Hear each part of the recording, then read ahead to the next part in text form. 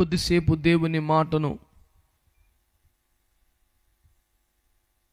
శ్రద్ధగా ఆలకించమని, ఆలోచించమని, అనుసరించి ఆశీర్వదింపబడమని ప్రభు పేరిట కోరుతున్నాను. ఈనాటి మన ధ్యానం కొరకై పరిశుద్ధ గ్రంథమైన బైబిల్లో నుంచి సంఖ్యాకాండము 24వ అధ్యాయము 17వ వచనాన్ని చదివి ధ్యానం చేసుకుందాం. దేవుని బిడ్డలారా, నా వైపు చూస్తూ శ్రద్ధగా దేవుని మాటలను ఆలకించమని కోరుతున్నాను.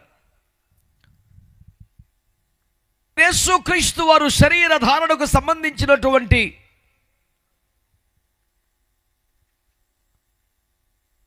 క్రీస్తుకు పూర్వమే రాయబడిన ప్రవచనాలలో ఇది ఒక అద్భుతమైన వివరణాత్మకమైనటువంటి ప్రత్యక్షత, దర్శనం, ప్రవచనం. దీనిని గురించి మాట్లాడుతూ బిలాం అనే ప్రవక్త అంటాడు, నా కన్నులు తెరవబడ్డాయి, నేను స్వయముగా నా ఇంటిలోనికి, నా గదిలోకి వచ్చి నాతో మాట్లాడిన దేవదేవుణ్ణే. కొన్ని వేల సంవత్సరాల తర్వాత మహిమను వీడి రిక్తునిగా మారి దాసుని స్వరూపమును ధరించుకొని శరీరధారిగా భూమి మీదకి వచ్చినట్లుగా తేటగా చూడగలుగుతున్నాను. ఆయనే ఇప్పుడున్నంత మహిమతో లేడు, మహిమను వీడి వస్తున్నట్లుగా కనబడుతున్నాడు. ఆయనే అంత సమీపం కూడా కాదు, కాస్త టైం పట్టేలా ఉంది. కానీ వచ్చేది ఖచ్చితంగా వస్తాడు, భూమి మీదకి దిగి వస్తాడు. వస్తే ఒక రాజు వలె ఉదయిస్తాడు, ఒక నక్షత్రమై ప్రకాశిస్తాడు అని యేసుక్రీస్తు ప్రభు యొక్క శరీరధారిగా చేసే మహిమాన్విత పరిచర్యల గురించి ప్రవచనమెత్తి మాట్లాడాడు. ఈ రోజున వాక్యాన్ని వింటున్న ప్రియులారా, యేసుక్రీస్తు ప్రభువారి భూలోక పరిచర్యకు సంబంధించినటువంటి విశేషాలను బైబిల్ గ్రంథం ఈ రీతిగా ప్రవచిస్తోంది. ఆయన ఒక నక్షత్రమై ఉదయిస్తాడని, రాజుల ఉదయిస్తాడని. మలాకి అయితే ప్రవచిస్తూ ఆయన సూర్యుడి వలె ఉదయించబోతున్నాడని చెప్పాడు. కనుక రాజోదయం అనగా రాజుగా ఉదయిస్తున్నాడు అనే విషయాన్ని నక్షత్రముగా ఉదయించానా, సూర్యుడిగా ఉదయించిన, కాల ప్రవాహములో వచ్చి కాల గర్భములో కలిసిపోయిన రకం కాదని, అన్నింటినీ ఏలుబడి చేయుచున్న రారాజు తానేనని, అందుకనే నక్షత్రోదయం సూర్యోదయానికి మించిన రాజోదయం అని చాటి చెప్పడానికి ఈ సందర్భాన్ని మేము సంతోషపడుతూ ప్రపంచానికి ప్రకటిస్తున్నాం. అవును, యేసు క్రీస్తు భూమి మీద అడుగుపెట్టడం ఒక మహోన్నతమైనటువంటి రాజోదయం. ఎందుకంటే నక్షత్రాలు ఆయా కాలములలో కనిపిస్తున్నాయి. సౌర కుటుంబంలోని గ్రహాలన్నిటి భ్రమణాలను బట్టి, ఉదయాస్తమయాలను బట్టి కాసేపు మరుగవుతున్నాయి, కాసేపు ప్రత్యక్షమవుతున్నాయి. చివరికి సూర్యుడు కూడా ఉదయిస్తున్నాడు, అస్తమిస్తున్నాడు. 24 గంటల కాలావధిలో మన సౌర కుటుంబములో ఉన్నటువంటి సూర్యుడు. కానీ ఈ రాజుకి అస్తమయం లేదని, ఆయన రాజ్యం అంతము లేనిదని, అది శాశ్వతమైనదని, ఇది అస్తమించని ఒక రాజోదయం అని ప్రపంచానికి జ్ఞాపకం చేయడానికి మేమెంతగానో సంతోషిస్తున్నాం. ఈ మాటను ప్రకటించే భాగ్యము దక్కినందుకే భాగ్యము పొందిన వారమని సంబరపడిపోతున్నాం.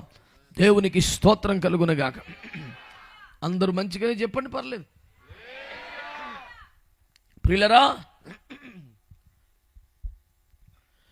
నక్షత్రము యాకోబులో ఉదయిస్తుంది, రాజదండం ఇశ్రాయేలులో లేస్తుంది. భక్త ప్రపంచములో నీతి భాస్కరుడై, అస్తమించని దినకరుడై ప్రభావ తేజంతో ప్రకాశించబోతున్నాడని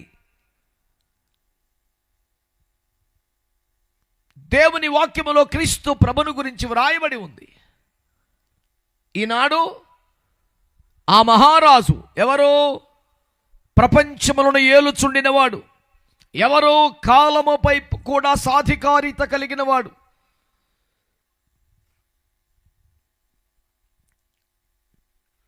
ఒక పరిధి దాటిన తరువాత ఎవరు కూడా దేనిని కూడా నియంత్రించలేరు. ఓ కష్టజీవి ఒక్కొక్క ఇటుక పేర్చుకుంటూ శిఖరాగ్రానికి ఎదిగి దేశానికే సంపన్నుడిగా అవతరించి ప్రపంచంలోనే ఖరీదైన కారును తాను కొని ఎంత వేగంగానైనా నడపవచ్చుగాక, కానీ అన్ని వేళలా దాన్ని కంట్రోల్ చేయగలను అనుకుంటే అది సాధ్యం కాదు. ఆ కారు తన డబ్బే, తన కష్టార్జితమే అయినా, డ్రైవింగ్ చేస్తున్నది తానే అయినా స్పీడు పెంచగలడేమో కానీ కోరుకున్నప్పుడు కోరుకున్నంత అద్భుతంగా నియంత్రించడం చేతిలో ఉన్న విషయం కాదు. ఒక దశ దాటితే చేజారటమే, ఆశ వదులుకోవటమే, ఏమీ ఉండదు.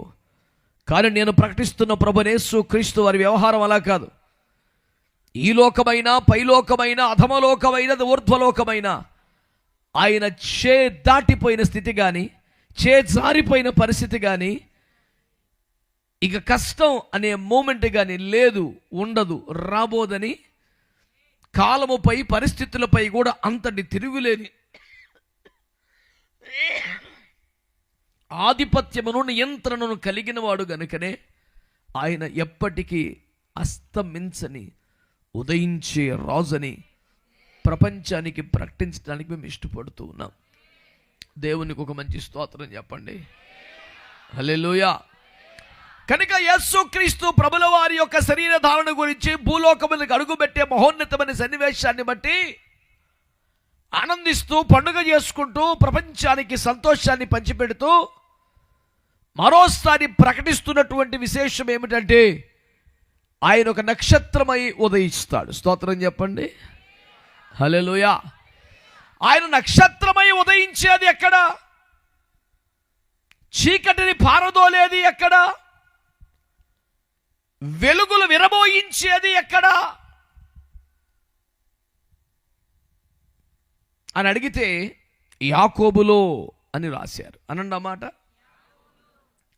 యాకోబులో అనే మాటకి అర్థం ఏమిటంటే, ప్రియులారా, యాకోబులో ఉదయిస్తాడనే మాటకి అర్థం హృదయములో జనిస్తాడు అని. ఎందుకంటే యాకోబు అనే మాటకున్న రెండు అర్థాలలో ఒకటి మోసగాడు అని. ఇర్మియా ప్రవక్త మాట్లాడతాడు, హృదయమే అన్నిటికన్నా మోసకరమైందని. నేను తమాషాగా పిల్లలకి గుర్తుండేదిలాగా చెప్పడానికి ఏమంటానంటే, ఈ భూమి మీద అందరికన్నా పెద్ద యాకోబు ఎవడరా అంటే మన సొంత హృదయమే అని చెబుతుంటాను. ఎందుకంటే మనల్ని ఈ భూమి మీద ఎవడైనా మోసగించుంటే, మనకి నష్టము చేసి ఉంటే, అలా మనల్ని మోసగించిన వారందరిలో కన్నా అత్యధికమైన సార్లు మోసగించిన వాడు, ఇంకా ఎన్నోసార్లు మోసగించే అవకాశం ఉన్నవాడు కేవలం మన స్వంత హృదయమే. ఇవాళ మనం చేసుకున్న తీర్మానానికి భిన్నంగా, విరుద్ధంగా, పూర్తి యాంటీగా రేపు మన హృదయమే మాట్లాడుద్ది. ఏది? తెల్లవారుజాము 4 గంటలకు ప్రార్థన చేసుకుందామని అలారం పెట్టి పొద్దున్న పీక నొక్కేసే దగ్గర నుంచి, ఏది ఎవరిదో కాదు, అలారం. దేవుడు 4 గంటలకు ప్రార్థన చేస్తేనే వింటాడు, 5 గంటలకు వినడా? నీకుందా టెన్షన్, టైం? కానీ దేవుడు సర్వకాల సర్వావస్థలో ఉన్నవాడు 5 గంటలకు చేసినా వింటాడు. నోర్మూసి కనబడుకో, ఇంకో గంట సేపు ఏం కాదని. మనమే పెట్టుకున్న అలారం నొక్కి పడేసే దగ్గర నుంచి ఎన్నో అత్యంత సున్నితమైన, తీవ్రమైన, పరిశుద్ధమైన తీర్మానాలను, నిర్ణయాలను కూడా మోకాళ్ళ మీద కన్నీళ్లతో, ఉపవాసంతో, రొమ్ము కొట్టుకుని ప్రలాపించి చేసిన తీర్మానాలను కూడా చాలా సింపుల్గా కాలదన్నుకునే విధంగా, విఫలమైపోయే విధంగా, తిలోదకాలు ఇచ్చే విధంగా ప్రవర్తించుటకు కారణం సాతానుగాడు కాదు, భూమి మీద మరొకడు కాదు, మన చుట్టుపక్కల ఎవడు కాదు, మన లోపలే ఉంటూ ఎప్పటికీ విడువని బంధమై మనల్ని పట్టుకుని వేలాడుతున్న మోస్ట్ స్వీటెస్ట్ ఎనిమి ఎవడైనా ఉన్నాడంటే అడు మన సొంత హృదయమే. అందుకే నేను అంటాను, నాన్నగారిని మోసగించి అన్నగారు కొంప ముంచి అందరినీ దగ్గర చేసి అడ్డదారులో సంపాదించేసినటువంటి ఆ యాకోబు కంటే బీభత్సమైన మోసగాడు మన సొంత హృదయమే. ఎంతోమంది దైవజనులు పాటలు రాశారు. హృదయమా కలవరపడకు, ఊరుకో హృదయమా నీలో మత్సరమా అంటూ హృదయాన్ని గద్దించే ప్రయత్నాలు చాలామంది చేశారు. ఎందుకంటే దాన్ని అసలు మనిషి గ్రహించలేడంట. దాని జబ్బు ఇది, ఈ రేంజ్లో ఉంది అని దాన్ని పట్టుకోలేడంట. అది ఘోరమైన వ్యాధి కలిగినది, దాన్ని గ్రహింపగలిగిన వాడెవడు అంటూ మహాప్రవక్త కన్నీటి యోధుడే చేతులెత్తేశాడు. కనుక ఈరోజు ప్రకటించబడుతున్న సత్యం ఏమిటంటే, యేసుక్రీస్తు ప్రభువారు మధ్యప్రాచ్యములోకి వచ్చాడట, భూమధ్యపురమునకు వచ్చాడట, నట్ట నడము నుండ ఆనందపురమునకు వచ్చాడంట, ప్రాకారము రక్కం లేని పురములోకి వచ్చాడంట, యెరూషలేముకి సమీపములో బెత్లెహేములోకి వచ్చాడంట. ఇవన్నీ ఎంత నిజమో అంతకన్నా గొప్ప నిజం, నిన్ను మోసం చేస్తూ నీ జీవితాన్ని పతనానికి లాగుతూ, కుటుంబానికి, సొంతంగా నీకు, దేవుని రాజ్యానికి, పరలోకానికి పనికిరాని ఒక వ్యర్థతగా నీ జీవితాన్ని నాశనం చేస్తున్నటువంటి పరమ మోసగాడైనటువంటి, నీకు లొంగని, నీకు అర్థం కాని, నీ వశములో ఉండని, లెక్క చేయలేని పరిస్థితుల్లో తయారైపోయినటువంటి ఆ హృదయములో యేసు క్రీస్తుని నక్షత్రముగానే ఉదయిస్తే పరిస్థితులు మొత్తం పూర్తిగా మారిపోతాయి. ఆయన కంట్రోల్ చేయగలడన్న సంగతిని జ్ఞాపకం చేస్తున్నాను. బాగా ప్రాచుర్యంలో ఉన్న యూట్యూబ్లో కూడా ఉంటుంది ఆ స్టోరీ, మీరు చూడండి ఒకసారి. చాలా ఖరీదైన ఫోర్డ్ కారు చవకగా కొనేశారంట ఇద్దరు మేధావులు. చాలా కాస్ట్లీ కారు అది. ఆక్షన్లో కానీకి బేడకి అమ్మేస్తే ఇంత కారుని ఇంత చవక అమ్ముతున్నాడు ఎవడురా తెంగరోడ్ అని కొనేసి దాన్ని స్టార్ట్ చేయటం వల్ల కాక అంత కాస్ట్లీ కారుని తోసుకుంటూ వస్తున్నారంట రోడ్డు మీద.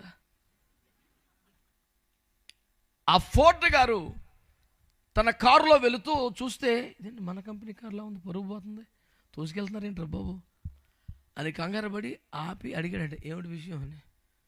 ఇదో పనికిమాలిన కారు, ఇన్ని రకాలుగా ఎంతమంది మెకానికులు చేసిన దీనివల్ల అవుతలేదు అని వాళ్ళు చిట్టపట్లు ఆడిపోతుంటే, ఇది అమ్మేస్తారా అని అడిగితే, అసలు దీన్ని అమ్మేస్తాం కన్నా ప్రాముఖ్యమైన పాయింట్ లేదని వాళ్ళు బాధపడిపోతే, వాళ్ళు కొనుక్కున్న ధర కంటే ఇంకా ఘోరంగా అమ్మేసే పరిస్థితి మనోడు కొనేసుకొని ఆ బండిని పక్క తీసుకెళ్ళి బానెట్ ఎత్తి అడావుడు చేసేస్తుంటే, ఓరు బాబు ఏ క్లాస్ అని మెకానికల్ అయిపోయి నువ్వు ముసలోడు తయారవి ఇప్పుడు అని వాళ్ళు చిరా పడుతుంటే మాటలు పట్టించుకోకుండా వితిన్ నో టైం 5-10 నిమిషాలు దాన్ని స్టార్ట్ చేశాడంట.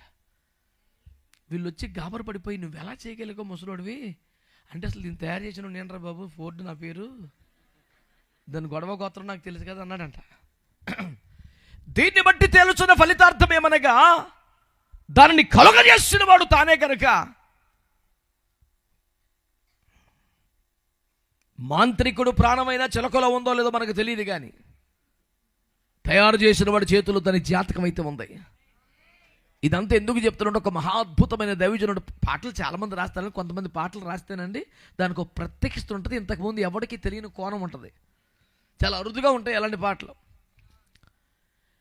ఆ దైవజనుడు పాట రాస్తూ అంటాడు, మారు మనస్సు పొందుమా మహిని గెలుచు మానవ, మనస్సు మార్చు శక్తి ఏమైనా నీకుంటే చూడమన్నాడు. అసలు ఆ లైన్కి ₹1 ఇచ్చేయాల, నందులు పందులు అవార్డులు ఉంటే వాళ్ళకి ఇచ్చేయాలి కేకేసి. అసలు ఏం రాశాడు సార్, అసలు మనస్సు మార్చు శక్తి ఏమైనా నీకుంటే చూడుమా. చరణాలు అంటాడు, గగనాన్ని నీవే గెలిచావు చూడు, సాగర లోతుల్ని కొలిచావు నేడు, అయినా నీలోని మనసు నీ మాట ఉందో నీకు అర్థమైందా అన్నాడు. అసలు నేను ఆ పాట విన్నప్పుడు, ఎందుకంటే క్రైస్తవ భక్తి గీతం అయితే దాదాపుగా దాటిపోవడం, ఒకసారి వింటా, అది రెండోసారి వినే అంత విషయం ఉన్నవి చాలా తక్కువ వస్తున్నాయి ఇప్పుడు, కానీ ఒకసారి అయితే దాదాపుగా వింటాను. కొన్ని రెండోసారి వినబుద్ధి అవుతాయి, కొన్ని అసలు ఎప్పటికీ వినబుద్ధి అవుతాయి. అసలు ఎన్నిసార్లు విన్నా తనివి తీరదు. వింటూ ఉంటే కూడా ఎంతో ప్రతిసారి ఒక తాజా తాకిడి అనుభవిస్తాం. దాన్ని బట్టి దేవుణ్ణి ఎంతగానో నేను మహింపరుస్తూ ఉంటాను. వ్యక్తిగతంగా నన్ను, నా సేవని, నా జీవితాన్ని ప్రభావితం చేసినటువంటి వాక్యాలను సంగీత రూపంలో అందించిన పాటలు చాలా ఉన్నాయి. వారందరిని బట్టి దేవుణ్ణి స్తుతిస్తూ ఉన్నాను. దేవునికి మీరు కూడా స్తుతి చెప్తే తప్పేమీ కాదు. నేను ఒకవేళ అప్లికేషన్ పెడతానేమో, సంతకం పెడదామన్నంత రేంజ్లో కూర్చున్నారు. పెద్ద పెద్ద విశేషం ఏముంది? స్తోత్రం చెప్పాలనిపిస్తే చెప్పండి, లేదా మానిన పెద్ద తగ్గమే ఉంది. ఆయనకి పెద్ద స్తోత్రం చెప్పండి అంటే అప్పుడు పెద్ద అడవుడి ఏంటది? నువ్వు పడిపోయావా? చెప్పులు మంచిగా కొనుక్కున్నావు, జనాల మీద తొక్కేస్తాకి. ఆయన కాటాలు చెప్పులు కాటాలు పెడితే అయ్యే ఎక్కువ దూగేలా ఉన్నాయి. మంచి వాళ్ళు స్తోత్రం చెప్పండి, స్తోత్రం చెప్పండి. హల్లెలూయా. ప్రభునందు మిక్కిలి ప్రియమైన దేవుని బిడ్డలారా, మీరు నా మాటను గమనించాల్సింది ఏమిటంటే, యేసుక్రీస్తు ప్రభువు ఒక నక్షత్రములా ఉదయిస్తాడండి. ఎక్కడ? యాకోబులో, అనగా నీ హృదయములో. ఎందుకంటే హృదయాన్ని నువ్వు ఎంత మనసు పెట్టి, మా బంధువుల్లో ఒకరిని నేను బీపీ కంట్రోల్ అవ్వట్లేదని ఒక మంచి డాక్టర్ దగ్గరికి, పేరున్న వ్యక్తిని కనుక్కొని తీసుకెళ్ళా. ఆయన కేసు అంతా స్టడీ చేసి కేసు హిస్టరీ రాసుకొని, నేను మనకి పక్కన డాక్టర్ ఇంకా పేషెంట్ ఇంకా చూస్తాం కదా, మనకేం తెలుస్తుంది అక్కడికి వెళ్ళాక. ఇంకా అన్ని కేసు హిస్టరీ కేసు అంతా రాసుకొని ఇక ఆయన చివరిలో చెప్పాడు, మీరు పీస్ఫుల్గా ఉండాలండి, మీరు ప్రశాంతంగా ఉండాలండి, మీరు ఎక్కువ టెన్షన్ పడకూడదండి. నాకు చిరాకు. అవి ఎన్నడు కుదిరితే నీ దగ్గరికి కిందకు వస్తాడు. డాక్టర్ గారు రెండు ఉన్నాడు, మా వాడు ఒకడు ఉన్నాడు. డాక్టర్ ఏమనుకోక నాన్న, దేవుని స్తోత్రం. ఆడి చేయి దాటిపోయి, ఆడికి నిద్రట్టుగా, ఆడి కష్టాలు, ఆడి పరిస్థితులు, ఆడికి మెంటలు వచ్చేసి, ఆడికి కంట్రోల్ అవ్వగాడి ఇద్దరు, నువ్వు ప్రశాంతంగా ఉండు, నువ్వు పీస్ఫుల్గా ఉండు, నువ్వు అసలు టెన్షన్ పడుకుని, నువ్వు అసలు ఆలోచించుకుంటే అన్ని కుదిరితే ఇంత బేరం ఎందుకు ఉంటుంది నీకు? భలే చెప్తారండి బాబు. మీరు చాలా ప్రేసుకుండాలి, ఏం ఆలోచించకూడదు, మీరు టైం ప్రకారం తినాలి, పడుకోవాలి. నిద్ర వస్తలేదు అడికి. ఏసీ రూమ్లో పట్టుపరుపు మీద దొల్లేస్తున్నాడు తప్ప అస్సలే నిద్ర వస్తలేదు. నన్ను టైం ప్రకారం తినేసి పడుకో అంటే ఆడికి ఆకలి పుడతలేదు, ఒక సమస్య. నీ బలవంతానికి ట్యాబ్లెట్లు పోయి తింటే అరుగుతలేదు, అదొక సమస్య. తిన్నాక నుంచి ఒక మంట కింద వచ్చేసి నిద్ర పడతలేదు, అదొక సమస్య. తెల్లారేసాక ఇంకా బోల్డ్ బాధలు ఉన్నాయి. ఇక ఏం చెప్పాలి? కనుక నేను అంటున్నాను, వెలుపటి నుంచి చెప్పడం సులువే కదండి. ఇంత అలజడికి కారణమవుతున్నటువంటి మానస సరోవరమును నియంత్రించగలిగినటువంటి మనస్సుకి అధినేత కూడా కావాలి కదా. ఎక్కడ ఎవరు చేస్తాడు ఆ పని? సృష్టించినోడికే వల్ల అవుతుంది. హల్లెలూయా. ఆ పాటలో ఆయన అన్నాడు, నీలోని ఆ మనస్సును తానే సృజించునో తెలుసా అన్నాడు. ఆ మనస్సు అనే వ్యవస్థను కలగజేసిన వాడు, సృష్టించిన వాడు, హృదయానికి అధికుడు, తయారు చేసిన సృష్టికర్త తానే కనుక దేవునికి స్తోత్రం. దాన్ని ఏ రకంగా సెట్ చేయాలో తనకు తెలుసు. దేవునికి మహిమ కలుగును గాక. హల్లెలూయా. నేనేముంటానంటే, అద్భుతంగా డ్రైవ్ చేయగలిగిన ప్రతి డ్రైవర్ అద్భుతమైన మెకానిక్ కాదు కదా. ఆగేదాకా సెత తొక్కేస్తాడు, ఆగేస్తే మళ్ళీ ఆడికి ఫోన్ చేస్తామే. ఇంకా సూపర్ డ్రైవర్ అయితే సెంటర్లో ఆపకుండా పక్క తెచ్చి పెట్టగలరు, అంతకని బేబచ్చమేమన్నదు. ఇప్పుడు నాలాంటి అర్ధాంతరం డ్రైవర్ అనుకో, డ్రైవర్ రాకపోతే ఎక్కేసినాడు ఒక సెంటర్లో, ఎక్కడైతే అక్కడ ఆపేసి అందరికి దండం పెట్టి చుట్టుపక్కల చెట్లు కొమ్మలు ఇచ్చే చుట్టూ పాతేసి, మరి ఇది పక్కన ఎట్లా ఎంటరా బాబు అని. అదే కొంచెం విషయం ఎట్టకట్టు పక్క తెస్తాడు, ఇంకా బేబచ్చన మ్యాటర్ ఉంటే చెట్టు దగ్గర లాక్కొస్తాడు దాన్ని. అసలు చేయి పడాలా? మీరేమనలేదు. నాకు ఎల్లమెల్ల వెస్పం ఉంది, ఇప్పటికీ ఉందనుకోండి. దాని ద్వారా జరిగిన సేవను, దానితో జరిగించిన సేవా ప్రయాణాల మీద గౌరవం కలిగిన వారు దానికి ఇది అప్పుడు కొన్నప్పుడు 34,000, ఇప్పుడు 3,000 వస్తే కూడా పండగ చేసుకోవాలా. అయినా దాని మీద గౌరవానికి 20-25,000 ఇస్తామని చాలామంది వచ్చారు. పొరపాటును కూడా ఎడంచే కూడా ఇవ్వకుండా వెళ్ళిపోమని చెప్పాను. అంత అభిమానంగా కాపాడుతున్నాను దాన్ని. అలాంటి బండికి ఒకసారి గాజువాకలో క్లచ్ వైర్ తెగిపోతే దానికి ఆస్థాన వైద్యుడు ఒకడు ఉన్నాడు. ఎవడు పడితే ఆడి దగ్గరికి వెళ్ళాం, తిన్నగా ఆడి దగ్గరికి తీసుకెళ్తే ఆడ అంతా ఏంటి పాస్ట్ గారు అన్నాడు. క్లచ్ వైర్ తెగిపోయింది అంటే, అయ్యారు బండికి క్లచ్ వైర్ అయ్యి అన్నాడు. పిల్లవాడు వచ్చాడు, క్లచ్ వైర్ వేస్తున్నాడు. ఈ లోపు ఒకడు చెమటలు కక్కుంటే బండికి ఇంటికి వచ్చి చేస్తున్నాడు. అని చూసి ఏమన్నాడు, అసలు చేట అవుతలేదు అన్నాడు. చేస్తున్న పని మానేసి వెళ్ళి ఆ బండి ఎట్టుకున్నాడు. నేను లోపల చిన్నది ఫీల్ అయ్యాను. నేను వస్తే నువ్వు కుర్రని పంపించేవాడు, వస్తే నువ్వు స్వయం లేచి వెళ్ళావు, వాడంత బేబత్సమా, నేను నజర కొడతలేదు నీకు, ఏంటి కూడా అని అడిగాను. అవునండి భాష గారు, మీరు తమాషకమ్మ ఆడతారు, అది ఇట్లా వేరే ఎవడన్నా ఇచ్చేది ఇంజిన్ నేనే చెయ్యాలన్నాడు. మీకేమర్థమైంది? నాకు చాలా అర్థమైపోయింది. చిన్న చిత్తగా ఎవడన్నా చేస్తాడు, హృదయానికే సమస్య వస్తే చేసేవాడు ఒకడు ఉన్నాడు. దేవునికి మహిమ కలుగును గాక. ఏమండి, ఒక సహోదరుడు అవని అంత ఆయనది అయినా స్థలం మీద అన్నాడు. ఎక్కడ సెట్ అవ్వదో, సమస్య ఉన్నది ఎక్కడ? హృదయం.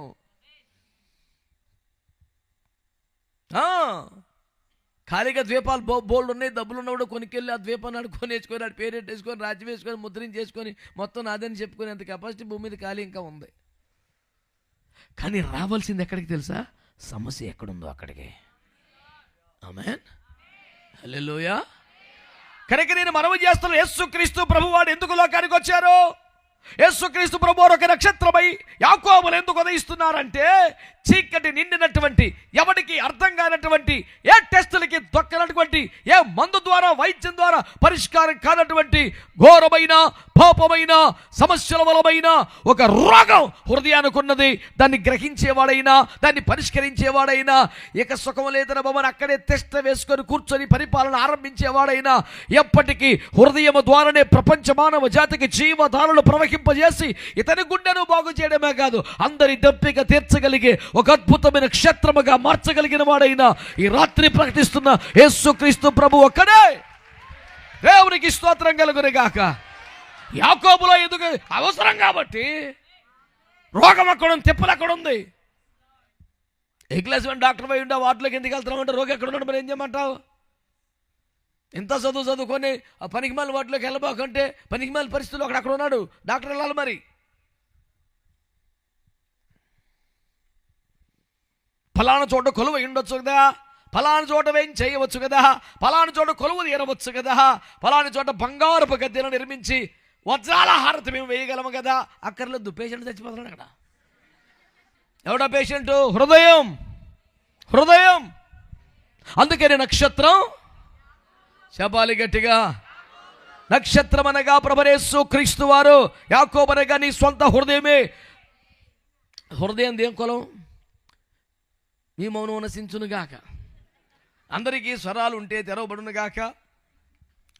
మనుష్య కుమారుని శబ్దం విని మృతుడే లేస్తారంట. మీకేమైందో దేవునికి స్తోత్రం. మంచి మంచి వాళ్ళందరూ స్తోత్రం చెప్పండి. హల్లెలూయా. మృతులు దేవుని కుమారుని శబ్దం వినే కాలం ఒకటి వచ్చుచున్నది. మరి మీరు హలో, హల్లెలూయా. నేను ఊతం తాడే పోటు పడ్డారు. సౌండ్ ఏదిరా మూల ముంచే? వాస్తు ప్రకారం అంటే తక్కువ ఉంటుందా సౌండ్ ఏంటి? దేవునికి స్తోత్రం.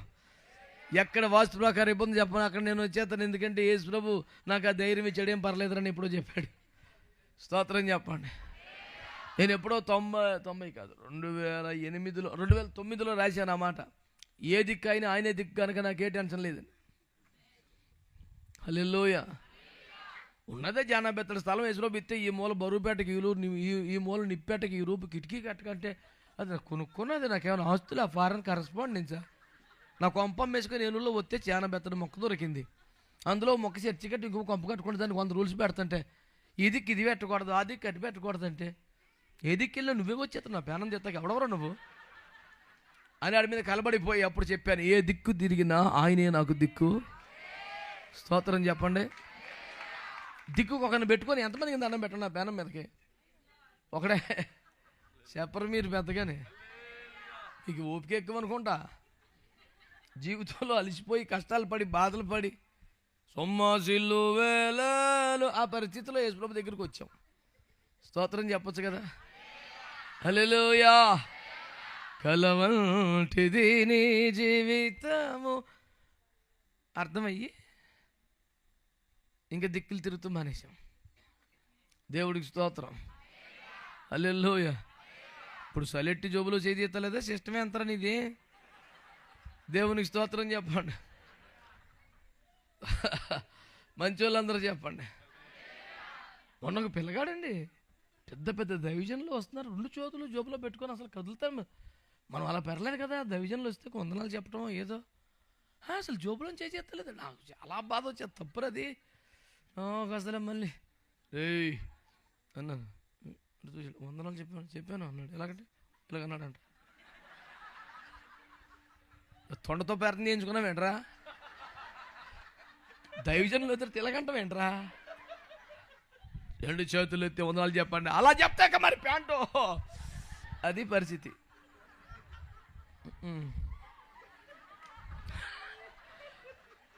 ఆడు బక్కోడు నా సైజ్ ప్యాంట్ వేసుకున్నాడు. ఎవడో సందా ఇచ్చాడంట. ఇంక దేవుడు ఇచ్చింది కదా ఏం చేసుకుందామంటే అది పరువు కాపాడతలేదు. ఆడే కాపాడుకున్నాడు ప్యాంట్ని. యాక్చువల్లీ ప్యాంట్ మనల్ని కాపాడాలి కదా. ఈ బిడ్డకి ఇప్పుడు అర్థమైంది. ఏమ్మా దేవదూత అది స్తోత్రం చెప్పండి. హల్లెలూయా. నా బాధ ఏమన్నా అర్థమవుతుందంటారా? అన్నిటికన్నా చెడిపోయింది ఏంటంటారా? క్లచ్ ఎవడన్నా మారుతాడు. చిన్న చిన్న స్వస్థతలు, చిన్న చిన్న చమత్కారాలు, చిన్న చిన్న మహిమలు, తలుక్కుని మెరిసిపోతాలు, మాయమైపోతాలు, గిరకలు తిప్పేస్తాలు, పడిపోతాలు, ఇవన్నీ ఎవడన్నా చేస్తాడు. ఒక హృదయమును బాగు చేయగలవాడు మాత్రం యేసు ఒక్కడే. దేవునికి స్తోత్రం కలుగును గాక. హల్లెలూయా. ఎందుకు యేసు క్రీస్తు ప్రభువారు ఇంత బ్రహ్మాండములో, ఇంత విశ్వములో, ఈ ప్రపంచములో ఇలాంటి రాజ్యములెన్నో ఉండగా పాపముతోనూ, ఎవడికి అర్థం కాని రోగముతోనూ, ఎవడు నయము చేయాలని పాపిష్టి వ్యవహారముతోనూ కునారెళ్ళిపోతున్నటువంటి కుడితి తొట్టి లాంటి, పశువుల తొట్టి లాంటి, పశువుల పాక లాంటి ఒక హృదయాన్ని ఎందుకు కోరుకున్నాడంటే తాను తప్ప దాన్ని ఇంకెవరు బాగు చెయ్యలేరు గనుక. దేవునికి స్తోత్రం కలుగునుగాక. ఏమండి, హృదయానికి కులం ఉండదు, హృదయానికి మతం ఉండదు, హృదయానికి దేశం ఉండదు, ఎవరికైనా ఒకటే హృదయం.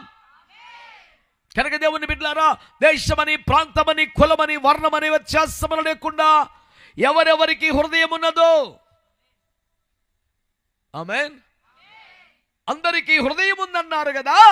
ఎవరెవరికి హృదయం ఉన్నదో వారందరికీ కూడా యేసు క్రీస్తు అవసరమని మీకు మనవి చేస్తున్నాను.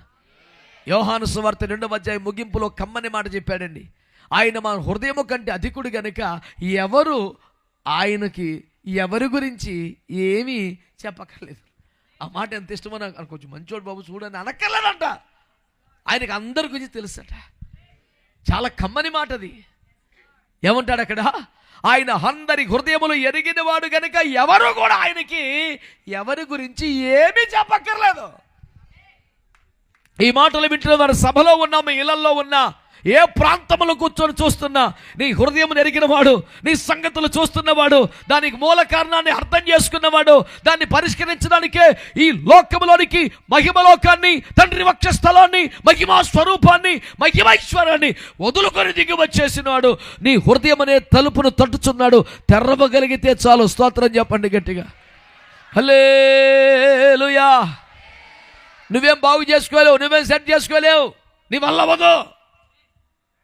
బెతెస్దా కోనేరుకున్న పేషెంట్ అన్నమాట అదే కదా. నాకు ఎవరు లేరయ్యా,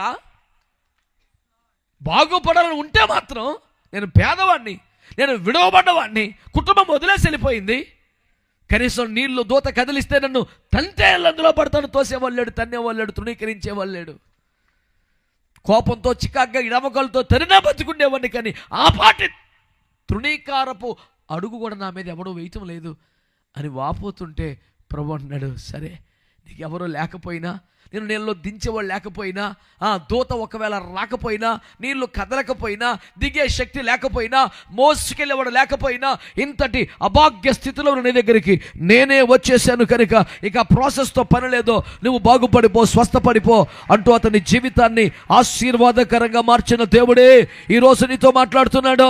సమరస్థితితో మాట్లాడుతున్నాడు. నీతో మాట్లాడుతున్న వాడు ఎవరో ఎరిగితే నువ్వు ఇలా మాట్లాడవు బిడ్డ. అందరితో మాట్లాడినట్టుగా మాట్లాడుతున్నావు. యూదుడు అనుకుంటున్నావు, కోపం ఎక్కువ అనుకుంటున్నావు, మమ్మల్ని ముట్టుకోడు అనుకుంటున్నావు, మమ్మల్ని వెలిగా చూస్తారనుకుంటున్నావు, అంటరాని తనమే ఇక్కడ వివేక్ష అనుకుంటున్నావు. ఇక్కడే ఏమండి జాత్యహంకారం కనపడుతుందేమో. ఇతను కూడా జాత్యహంకారం చూపిస్తాడా, వివక్ష చూపిస్తాడా, తృణీకరిస్తాడా, అసహించుకుంటాడా? అయ్యో మీరు యూదులు, మేము సమరయలు ఈ అంతరమును కలిగి మాట్లాడుతుంటే ఆయన అంటాడు, అసలు నీతో మాట్లాడుతున్నవాడు ఎవరో నీకు అర్థమైతే ఇట్లా మాట్లాడవు బిడ్డ. ఎవరు నీతో మాట్లాడుతున్నవాడు? సృష్టికర్త. నీతో మాట్లాడుతున్నవాడు ఎవడు? ప్రేమ గల తండ్రి. నీతో మాట్లాడుతున్నవాడు ఎవడు?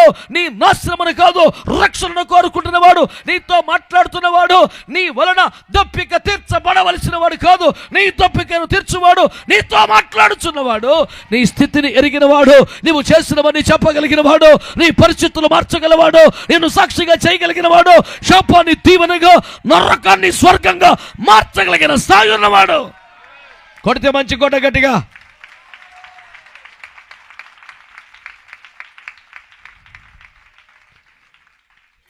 He knows your heart better than yourself. That is the greatest mystery of the whole thing, you know. నీ హృదయాన్ని నీకంటే ఎక్కువగా తెలిసినాడు. అరే నా హృదయం నాకు తెలుసు కదా, నీకెంత తెలుసు అంతకంటే ఎక్కువ తెలిసినాడు. నేనేమంటానంటే మన హృదయంలో జబ్బుందో లేదో మనకంటే ఎక్కువ డాక్టర్ గారు తెలుసు. ఆమేన్. లేదండి బాగానే ఉందండి, నాకేం పర్లేదండి. మాకు ఎలమంచిలో ఒక పాస్టర్ గారు రెగ్యులర్ చెకప్ వెళ్ళాలి కాబట్టి వెళ్ళారు హాస్పిటల్కి. స్వయంగా రాయల్ ఎన్ఫీల్డ్ బుల్లెట్ వేసుకొని తానే డ్రైవ్ చేసుకుంటూ ఎవరు వెనకాల ఒక్కరు కూడా లేకుండా చాలా కులాసాగా దిలాసగా జనరల్ చెకప్ కోసం హాస్పిటల్కి వెళ్ళారు. పాస్టర్ గారు నమస్తే అండి. నమస్తే అండి. ఏంటి సార్ అంటే 3 నెలలు అయిపోయిందండి, ఒక చెకప్ కోసం వచ్చారంటే రండి సార్ అని కూర్చోబెట్టి డాక్టర్ గారు కాస్త పరిశీలన చేస్తే ఆయనకి ఏదో చిన్న అనుమానం వచ్చింది. ఈసీజీ సార్ ఏం పర్లేదు అన్నారు. 2 డేకు ఇంత అడావుడు ఎందుకు, నేను బండి వేసుకొచ్చాను కదా అంటే మనంతా బాగానే ఉంటే 5 నిమిషాలు ఆగవచ్చు కదా. ఆయన ఆపేం టెస్టులు చేశాడు. 2 డేకు చూస్తే కొంచెం తేడా వచ్చింది. అదేదో కాపర్ టెస్ట్ అంట, చూస్తే 3 బ్లాక్స్ ఉన్నట్టు తెలిసింది. బుల్లెట్ అక్కడే ఉంచి చక్కగా పరుపెక్కించేసి పరపర కోసేసి ఒక మేజర్ సర్జరీ చేశారు. అది డాక్టర్స్కి, జూనియర్ డాక్టర్స్కి ఒక పెద్ద కేస్ స్టడీ అయిపోయింది. ఇంత నార్మల్ హెల్దీ కండిషన్గా కనబడుతున్న వాడికి ఇంత సమస్య ఉంటుందా?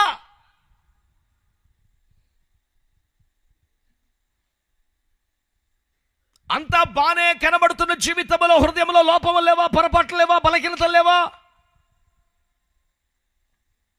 భార్యకు తెలిస్తే భర్తకి తెలిస్తే కాదు, నీకే అసహ్యం అనిపించట్లా? ఈ బలహీనత నాలో అనిపించట్లా?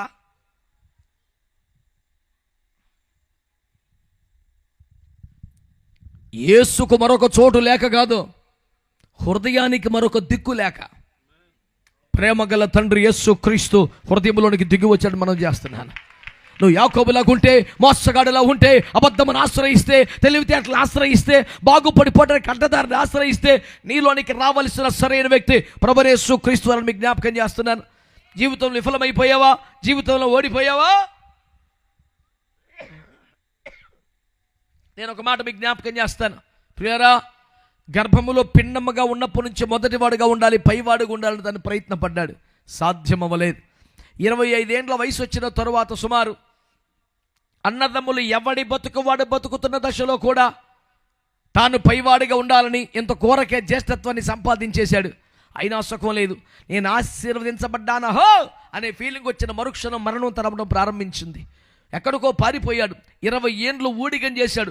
పగలు ఎండకెండి, రాత్రి మంచుకు తడిసి నిద్ర కన్నులకు దూరం అయిపోతే, ఒక్క రాత్రి నిద్ర లేకపోతే నరకం అంటారే, 20 సంవత్సరాలు నిద్రలేని దూరమైన బతుకు బతికాడు.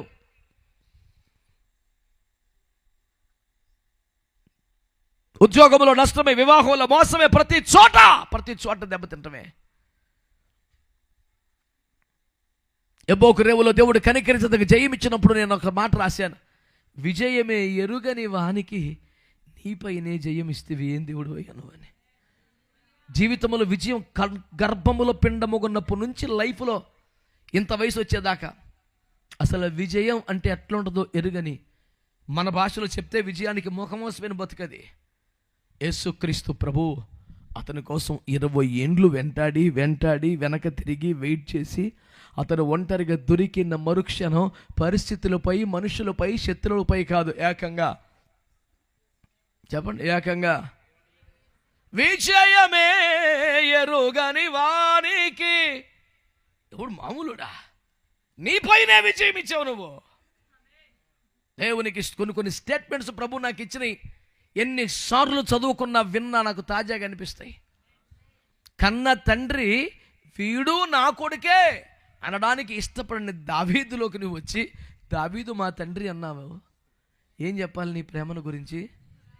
జీవితం అభాగ్యంగా ముగిసిపోయి విధవరాలుగా అడుగుపెట్టిన బిడ్డకి ఒక తండ్రి లాంటి ఆశ్రయం దొరికితేనే గొప్ప అంటే పెండ్లి కుమార్తెగా మార్చి రారాజును చేసి పడేసావు. దేవునికి స్తోత్రం కలుగునుగా. ఇది నీ ప్రేమకే సాధ్యము అని చెప్పాల్సిన చాలా ఉన్నాయి. యేసు రక్తమే చేయ మంచిగా అందరూ చెప్పొచ్చు కదా. ఈ పూట మీకు అందరికీ మనవి చేస్తున్నాం, దేవుని బిడ్డలారా, నువ్వు ఆశపడుతున్నావు, ప్రయాసపడుతున్నావు, పుట్టింది మొదలుకొని ఇప్పటిదాకా తిప్పలు పడుతున్నావు, కానీ లైఫ్లో సక్సెస్ చూడలేదా? ఎప్పుడు విజయం రావటం లేదా? ఎప్పుడు పడితే నష్టమేనా, మోసమేనా? అయినా ప్రయత్నం పడుతూనే ఉన్నావు, పోరాడుతూనే ఉన్నావు. 20 ఏళ్ళుగా నిద్రాహారాలు అని ట్రై చేస్తున్నావు, లైఫ్లో సక్సెస్ చూడలేదు కాదు, విజయాన్ని చూడలేదు కాదు. నీ కొరకే ఒక ఆయన ఎదురు చూస్తున్నాడు, నువ్వు పట్టించుకోవట్లేదు, నీ వెనక తిరుగుతున్నాడు.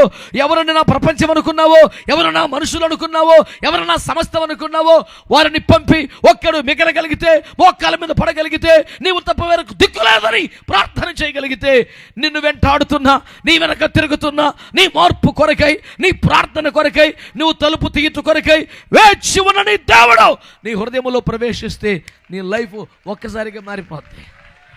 దేవునికి స్తోత్రం కలుగునుగాక. హల్లెలూయా. ఓరి బాబో, ఇంటి మీద స్టార్ కట్టుకునే ఉన్న మూమెంట్ ₹10 కాదు. నీ హృదయంలో యేసు ప్రభు వస్తే అది ఎన్ని కోట్లు కూడా సమానం కాదు తెలుసా? అవునంట, కామేనంట, స్తోత్రం అంట, కింద లెక్కలేసారు ఎందుకురా బాబు? మీ క్యాలిక్యులేషన్లు మండిపోతుంది. దీనికి అవసరమా? రియల్ ఎస్టేట్లో పెట్టుబడి పెడుతున్నావా? ఆలోచించేస్తున్నావు. మనస్ఫూర్తిగా స్తోత్రం చెప్తావు, ఎందుకని లెక్కలు ఎందుకు? ఇంకా రాలేదు జనం. రేపు చెప్పండి, హ్యాపీ క్రిస్మస్. దేవునికి మహిమ కలుగునగా. నువ్వు ఇంకా యాకోబు అయితే నీకు ఒక నక్షత్రం కావాలి. ఆ నక్షత్రం ప్రభువైన యేసుక్రీస్తు వారు నీ కొరకే భూలోకానికి వచ్చారు. క్రీస్తు జన్మించే ఆనాడు,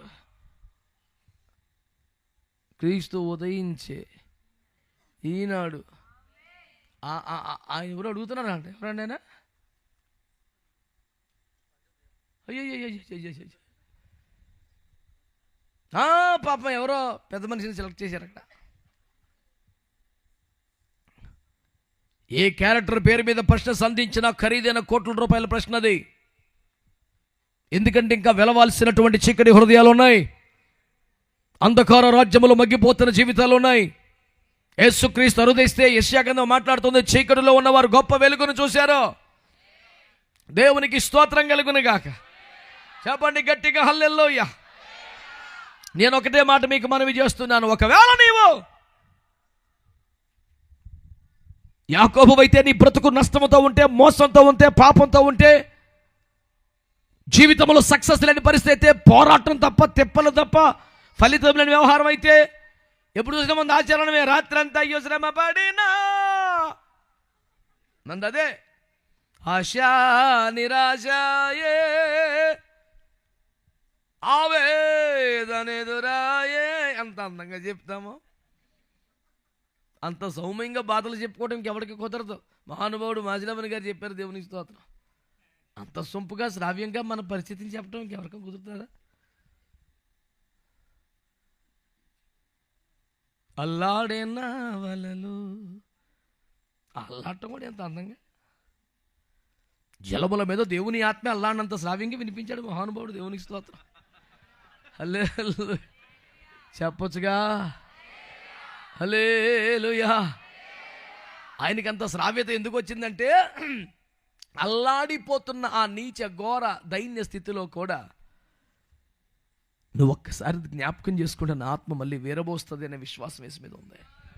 అందుకే సౌండ్ అట్ట పలికింది. దేవునికి స్తోత్రం కలుగునక. చీకట్లో ఉన్నారా, శ్రమలో ఉన్నారా, కష్టంలో ఉన్నారా, బాధలో ఉన్నారా, ఎవరికి అర్థం కాని సమస్యలో ఏంటని బాధ అంటే చెప్తాకేమో కుదురుతలేదు. ఏం బాధ లేదంటే బోల్డ్ ఉంది. అలా కూర్చోకపోతే చెప్పచ్చు కదా అంటే చెప్తాకి ఏం దొరుకుతలేదురా బాబు, మరి హ్యాపీగా ఉండదు కదా, కుదురుతలేదు. అసలు నీకేమవుతుందిరా అదే అర్థమవుతలేదు. ప్రాబ్లం ఎక్కడుందో హృదయంలో ఉంది. ఇప్పుడు ఏ డాక్టర్ చెబుతాం కాదు.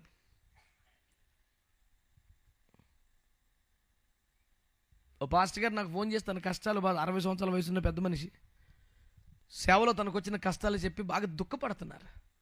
అయ్యా మీరు పెద్దవారు, మీరు అలా బాధపడకండి, మిమ్మల్ని ఓదార్చే వయసు కానీ స్థాయి కానీ కాదు మాది, మీరు అనేకులకు ధైర్యం చెప్పాలి, అయ్యా మీరు బాధపడకండి అని ఆ ఫోన్ కాల్ వింటూనే ఆయన ఏడుపును వింటూ ఆయన ఓదార్చడానికి ట్రై చేస్తున్నా. ఆయన అంటారు మాట్లాడి, అయ్యా నా గుండెను తూట్లు పొడిచారయ్యా, కానీ డాక్టర్ దగ్గరికి వెళ్తే స్కానింగ్ తీస్తే అయ్యన్ని కనపడతలేదయ్యా, ఆ గాయాలు కనపడే స్కానింగ్ ఉంటే బాగుండయ్యా అని ఏడుస్తున్నాడు పెద్ద ఆయన. అప్పుడు దాకా ఆయనకి ధైర్యం చెప్పే ట్రై చేశాను. ఆ మాట అన్నాక నేనే మోగపోయాను. అమ్మ బాబాయ్, నిజమే కదా, మన హృదయాన్ని తూట్లుగా పొడిచిన మానవులు చేసిన గాయాలను ఒకవేళ స్కానింగ్లో ఎవరైనా చూపించగలిగితే బాగుండనిపించింది. అసాధ్యం అది. కానీ నీ హృదయాన్ని చూసి ఆ స్థితిని ఎరిగి ఇప్పుడు కాకపోతే ఇంకెప్పటికీ ఇతను ఎవరు బాగు చేయరని జాలిపడి నీ హృదయంలో జ్వరబడే దుర్మార్గ వ్యవహారం లేనివాడు గనుక హృదయాన్ని తట్టుచున్నాడు. He such a gentle god, you know, చాలా మంచి మర్యాదస్తుడు. ఆయన తోసుకుంటూ వచ్చేసే రకంగా దాడాడు వేరే. మనం చీకొట్టినా చిరాకు పడ్డ కోప్పడ్డ దొరబడతాడు. ఎవడాడు బాగా పరిచయం కదా అందరికీ. దేవునికి స్తోత్రం. తలుపు తీసేదాకా సంవత్సరాలుగా వేచి ఉండే దేవుడు. ఒక పెద్ద ఆయన అంటారు, ఎంతసేపు నిలువబెట్టి ఏడ్పిల్తూరతని, తలుపు కొడుతూ ఉంటే తీపోతే ఏడుస్తాడంట, కానీ ఏడిపించడంటే ఏం దేవుడండి సార్ ఆయన, ఏం దేవుడండి బాబు. తలుచుకుంటే గుండె కరిగిపోతాయి బాబోయ్. నిన్ను వేచి ఉండేలా చేశానా, నిన్ను ఏడిపించానా, అసలు నా కోసం ఏడవలసిన కర్మ నీకేం వచ్చింది. పరమగీతలు 5 చదువుతుంటే బుర్ర పిచ్చెక్కిపోతుంది నాకు. ఆయన అంటాడు, నా ప్రియురాలా, నేను నీ కోసం వచ్చాను, ఆకాశ మహాకాశాలు దాటి వచ్చాను, ఇదిగో రాత్రి కురియు మంచుకు తడ తలిసిపోతోంది, తలుపు తీ, నీకు నిత్య జీవాన్ని ఇవ్వడానికి నేను తీసుకొచ్చాను. ఆమెకు వినపడక వినిపించుకోక కాదు, వింటుందంట. కానీ ఇప్పుడే నా వస్త్రాన్ని తీసాను, మరలా ఎవడు వేసుకుంటాడు, అసలు గోపలు వాయించేది పట్టుకుని క్యాండిడేట్ నాకు బీపీ వచ్చేస్తుంది. ప్రభు కృపలో పరలోకి వెళ్తే తారసపడితే ఈ మాట అడగాలి నేను.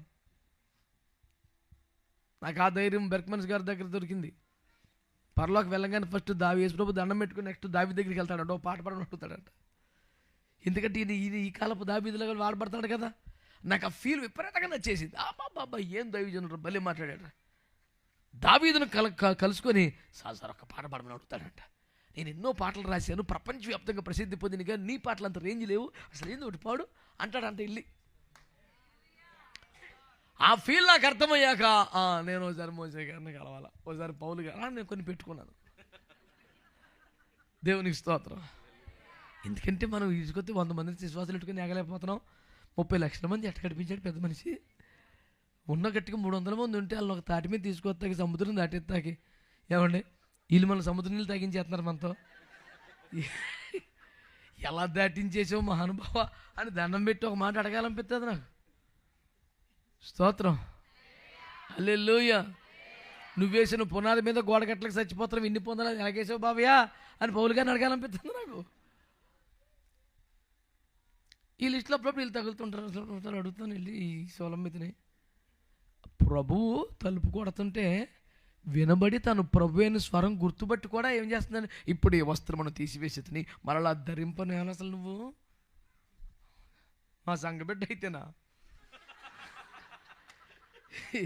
సిలువ అనుభవం నడిపించదు నీకు.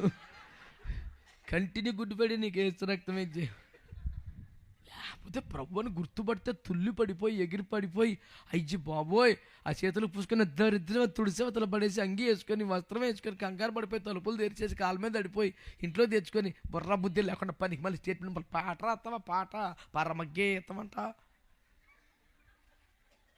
ఇప్పుడు వచ్చేస్తుంది నాకు. పెద్ద మనిషి వస్తేనే మనం అంతసేపు ఆలోచించి యేసు ప్రభు వస్తే మళ్ళీ హ్యాపీ క్రిస్మస్ అంటావా తలుపులు తెరవకుండానే ఉన్నాడు ఎవడన్నా బాబుతాడు. ఎవరి కళ్ళలోకి సూటిగా చూడొద్దని నేను మా తమ్ముడు కళ్ళలోకి ఒక లైట్ పెట్టాను నాకు. దేవునికి స్తోత్రం, హ్యాపీ క్రిస్మస్. కూరగాయలు బతికిపోయారు, దేవునికి స్తోత్రం చెప్పరే. హల్లెలూయా చెప్పారా గట్టిగా. జీవితంలో నీకు అర్థం కాని పరిస్థితులతో తల్లడిల్లిపోతున్నావా? విజయమునకు ముఖమసిపోయిన జీవితమా? ఎంత ప్రయాసపడ్డ జీవితంలో విజయం రావటం లేదా? ప్రయాస తప్ప విజయం లేని పరిస్థితిలా? పోరాటం తప్ప వెలుగు రాని పరిస్థితా? జీవితానికి చీకట్లు ముసురుకున్నాయి. ఎబ్బోకు రేవులో యాకోబు ఆశీర్వదింపబడిన తర్వాత 26లో ఆశీర్వదించబడిపోయావు, 28లో సూర్యోదయం ఆయన. చప్పటి కొట్టండి గట్టి ఒకసారి. ఎబ్బోకు రేవుకు వస్తే తప్ప, మోకాల మీద పడితే తప్ప, పశ్చాత్తాపడితే తప్ప, కన్నీరు కార్చే తప్ప, యాకోబు విరిగిపోతే తప్ప, దేవునిపై మనుషులపై పోరాడి సాధించిన విజయం వస్తే తప్ప అతని జీవితంలో మళ్ళీ సూర్యోదయం లేదు, చీకటి బతుకుపోయింది. దేవునికి స్తోత్రం చెప్పండి ఒకసారి, చెప్పండి మంచిగా హల్లెలూయా. అందుకనే యాకోబులోనికి ఎవరు రావాలి చెప్పాలి గట్టిగా, యాకోబులోకి ఎవరు రావాలి? అందుకనే దేవుని వాక్యం చెప్తుంది, ఆయన ఎలా వచ్చాడు లోకానికి? నక్షత్రమై యాకోబులు ఉదయించడానికి భూమి దిగి వచ్చాడు. ఆ యాకోబు నీ హృదయం అయితే, ఆ పరిస్థితులు నీవే అయితే, ఆ సమస్యలు నీవే అయితే, ఆ పోరాటం నీదే అయితే, నీలోనికి ఉదయించడానికి, నిన్ను వెలుగుమయంగా మార్చడానికి, నీకు తెల్లవారి వెలుగు వేకువ చుక్కలా మారడానికి ఈ రాత్రి నా ప్రభువైన యేసుక్రీస్తు సిద్ధంగా ఉన్నాడు. చేతులెత్తి ప్రభువుకు స్తోత్రం చెప్పమని కోరుతా ఉన్నాను. ఆమేన్ హల్లెలూయా. అక్కడ రాయబడిన వాక్యం, నువ్వు యాకోబు అయితే నక్షత్రమై నీలో ప్రకాశిస్తాడు, ఉదయిస్తాడు. ఆమేన్ హల్లెలూయా. అక్కడితో ఆగకుండా నువ్వు యూదా అనుభవానికి రాగలిగితే రాజదండమై నీలో ఏలుబడి చేస్తాడు. కొట్టు మంచిగా స్తోత్రం, మంచి కొట్టు హల్లెలూయా. నువ్వు ఒకవేళ ఇంకా యాకోబువే అయితే నీలో వెలుగులు నింపగలిగిన నక్షత్రముగా నీ హృదయంలోనికి యేసు రావాలి, ప్రకాశించాలి, చీకట్లు పారద్రోలాలి, వెలుగుమయంగా మార్చెయ్యాలి. ఒకవేళ నువ్వు యాకోబు అనుభవాన్ని దాటి, ఇజ్రాయిల్ అనుభవాన్ని దాటి యూదా దాకా రాగలిగితే ఇంకా నక్షత్రం కత్తిలో ఒక రాజదండమై ఏలుబడి చేయటం ప్రారంభిస్తాడు. దేవుని కృపను మేము మారు మనసు పొందే రక్షణ పొందే హృదయాన్ని ప్రభు కొరకు తెలిసే ప్రభువుని హృదయంగా ఆహ్వానించాం. మా హృదయ సింహపై ఏలుబడి చేస్తున్నారు రాజుగా ప్రభు వారు ఉన్నారు. ఇంకా మేము యాకోబు స్థితిలో లేము, కొంచెం మారాము, ఇజ్రాయేలుగా మారాము, కొంచెం దీవించబడ్డాము, మాకు యూదా అనుగ్రహించబడ్డాడు. ఈ రేంజ్ దాకా వస్తే నీలో ఒక దీపమై వెలుగై నక్షత్రమై ప్రకాశించడమే కాదు, ఒక రాజదండమై నీ ద్వారా ప్రపంచాన్ని ఏలుబడి చేస్తాడా. స్తోత్రం చెప్పండి గట్టిగా హల్లెలూయా. రాజదండము యూదాలో నుండి లేస్తుంది. దేవునికి స్తోత్రం కలుగును గాక. హల్లెలూయా. ఇప్పటికే యేసు నీ హృదయంలోకి వచ్చాడా, ఉదయించాడా నక్షత్రమై, చీకటిని పారద్రోలాడా, వెలుగులు ప్రకాశింపజేశాడా, హృదయ రోగాన్ని స్వస్థపరిచాడా, దాన్ని ఆరోగ్యంగా మార్చాడా, తన నివాసంగా మార్చుకున్నాడా. నెక్స్ట్ లెవెల్ ఏంటి తెలుసా? నువ్వు యూదా అనుభవంలోకి వచ్చేయాలా. గట్టిగా ఆమేన్ చెప్పండి ఒకసారి. హల్లెలూయా. యూదా అంటే అనేక సంవత్సరాలుగా చెబుతూనే ఉన్నాను, మరలా వినని వారి కోసం చెబుతున్నాను. యూదా అంటే స్తుతి అని చెబుతున్నారు. అది చాలదు. యూదా అంటే స్తుతించే అనుభవము కాదు, స్తుతింపబడే అనుభవం. చాలా పెద్దదని ఎన్నో ఏండ్లుగా చెబుతున్నా, మళ్ళీ చెబుతున్నాను. యాకోబు గారు అన్నారు, మోషే గారు అన్నారు. యాకోబు గారు అన్న మాట ఏమంటే, యూదా నీ సహోదరులు లేచి నిన్ను స్తుతించెదరు. స్తోత్రం చెప్పండి హల్లెలూయా. యూదా కంటే పెద్దోళ్ళు, యూదా కన్నా చిన్నోళ్ళు అందరూ లేచి అంటారా, యూదా చాలా థ్యాంక్స్ రా, నీ వల్లే మేము అన్నం తినగలుగుతున్నాం, నీ వల్ల మా పిల్లం బిడ్డకి 4 గింజలు పెట్టుకోగలుగుతున్నాం. మళ్ళీ యోసేపు ముఖం చూస్తామనుకోలేదు, మరలా ఖాళీ సంచులతో వెళ్తామనే ధైర్యం లేదు. పిల్లలు డాడీ బియ్యం అయిపోయి ఆకలేస్తుందని గోల పెడుతుంటే వాళ్ళకి ఎలా ధైర్యం చెప్పాలో అర్థం కాక నాన్న దగ్గరికి వెళ్ళే ప్రతిసారి, ఇప్పటికే యోసేపుని పోగొట్టుకున్నాను, మీరు తీసుకెళ్ళి షిమ్యోను ఎక్కడ పెట్టారు, మరలా బెన్యామీను తీసుకెళ్తారా, పుత్రహీనుడిగా మారుస్తారా, సమాధికి తీసుకెళ్తారా, I will not allow to take Benjamin అని అరుస్తున్నాడు పెద్ద ఆయన. పెద్ద చిన్న అందరూ అలిసిపోయారు, ఎవరి వల్ల అవ్వట్లా. యూదా వచ్చాడు, నాన్నగారు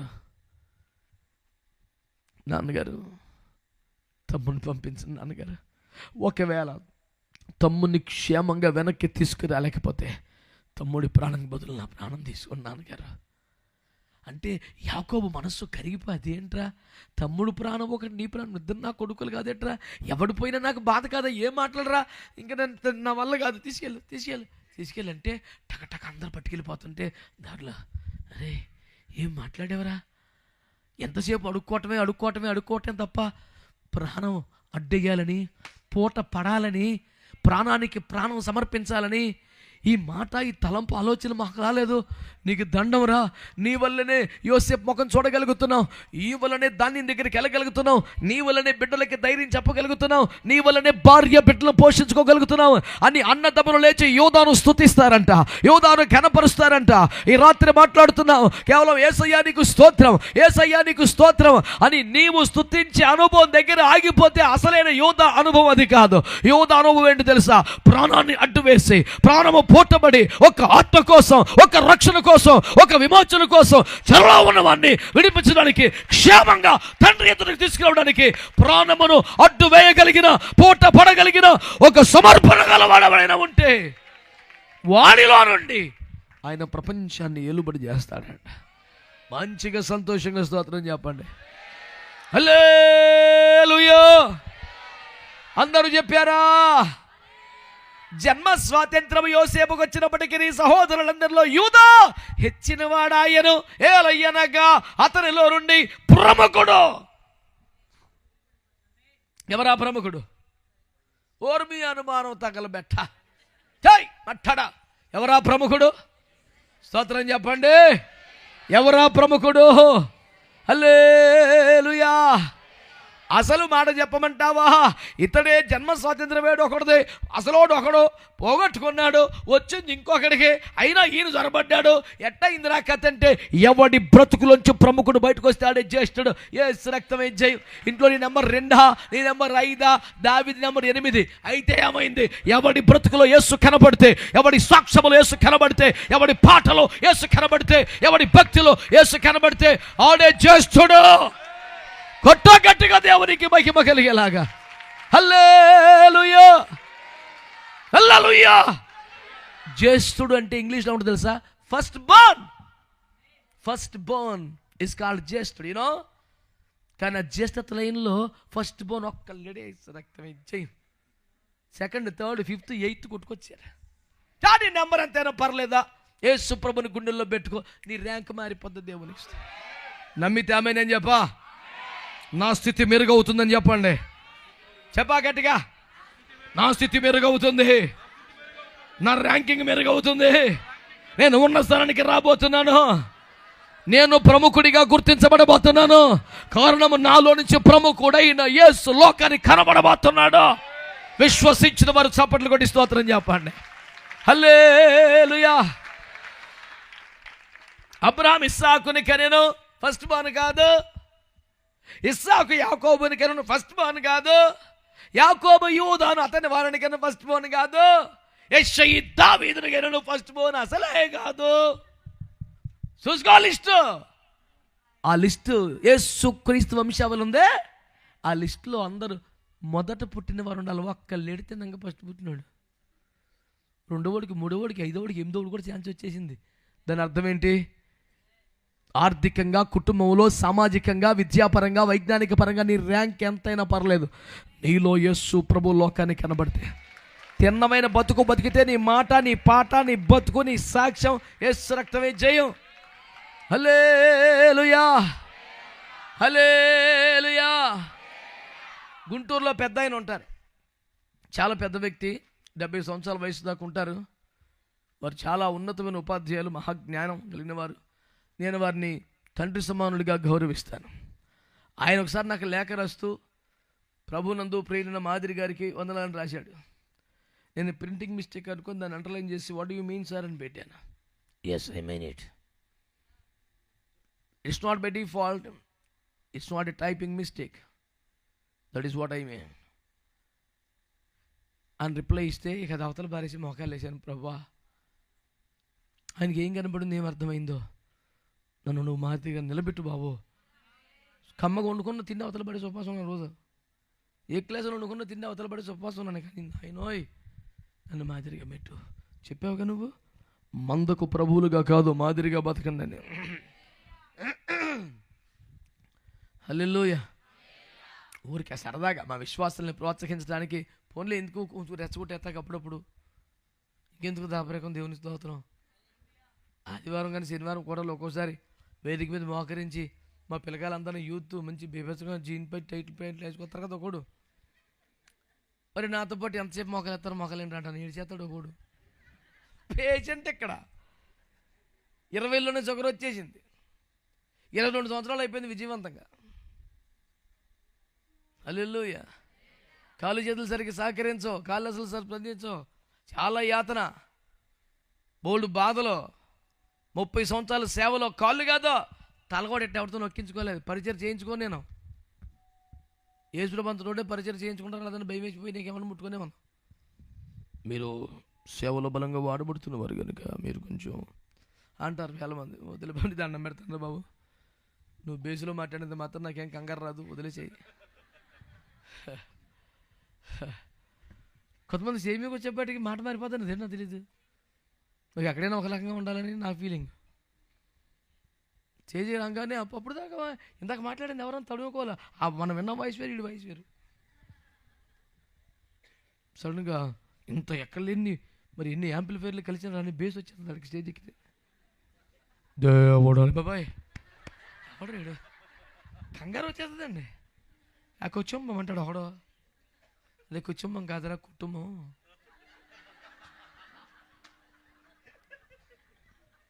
నాకులాగా తెలుగు మీడియం చదువుకొని ఇంగ్లీష్లో కొత్తాడు కదాడు, ఆ రకం మామూలుగా మాట్లాడి ఏంట్రా అంటాను నేను. మైకి పట్టుకోగానే అడిగి వేరే పూనేతుంది అడిగి ఆ ప్రభుని అంటూ ప్రియులారు తిన్నగా మాట్లాడరా అంటాను నేను. మన దగ్గర నలిగే పిల్లగాళ్ళు ఎవరికైనా సరే స్టేజ్ ఎక్కాక కొత్తగా ఏమో ట్రై చేస్తే కనుక ఈ మీద పడిపోతుంది. నువ్వు ఎదవేసాలు ఎక్కువ కుదురుగా ఉండు, నువ్వు డ్యాన్స్ కట్టుకో, డ్రామా కట్టుకు వెళ్ళిపోద్ది, నువ్వు మరుగైపోద్ది, దేవుడు మాట్లాడతాడు, క్యారింగ్ చేస్తాడు. నువ్వు పెద్ద మెయింటెనెన్స్ అద్దం ముందు ప్రాక్టీస్ చేసి సేమ్ పదాలన్నీ చూసుకొని మధ్యలో ఎప్పటికప్పుడు ఇన్సెట్ సెట్ చేసుకోవటం 8 పలకలోనే లేవో టెస్ట్ చేసి చూసుకోవటం పని మాలిన పని. ప్రసంగానికి వచ్చే ముందు ప్రార్థన చేసుకొని రావాలా, ఈ దండ కొట్టి రావాలండి. కొట్టి కొట్టి కొట్టి ఇలా పడుతుంటే మైక్ పట్టుకుంటే ఎంత సొక్క చిరిగిపోతుంది అలా టైట్గా, అదొక తృప్తి.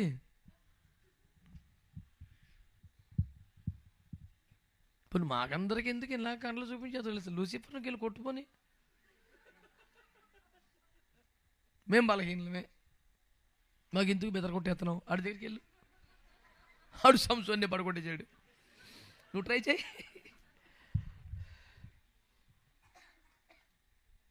వెనకాలేమో పులి బొమ్మ ఉంటుంది కుర్చీలు వేసే టవల మీద, చెప్పేదేమో సింహం అంటావు, దానికి బొమ్మ చూపిస్తావు, అదేమో పులి పడుతుంది. ఏంరా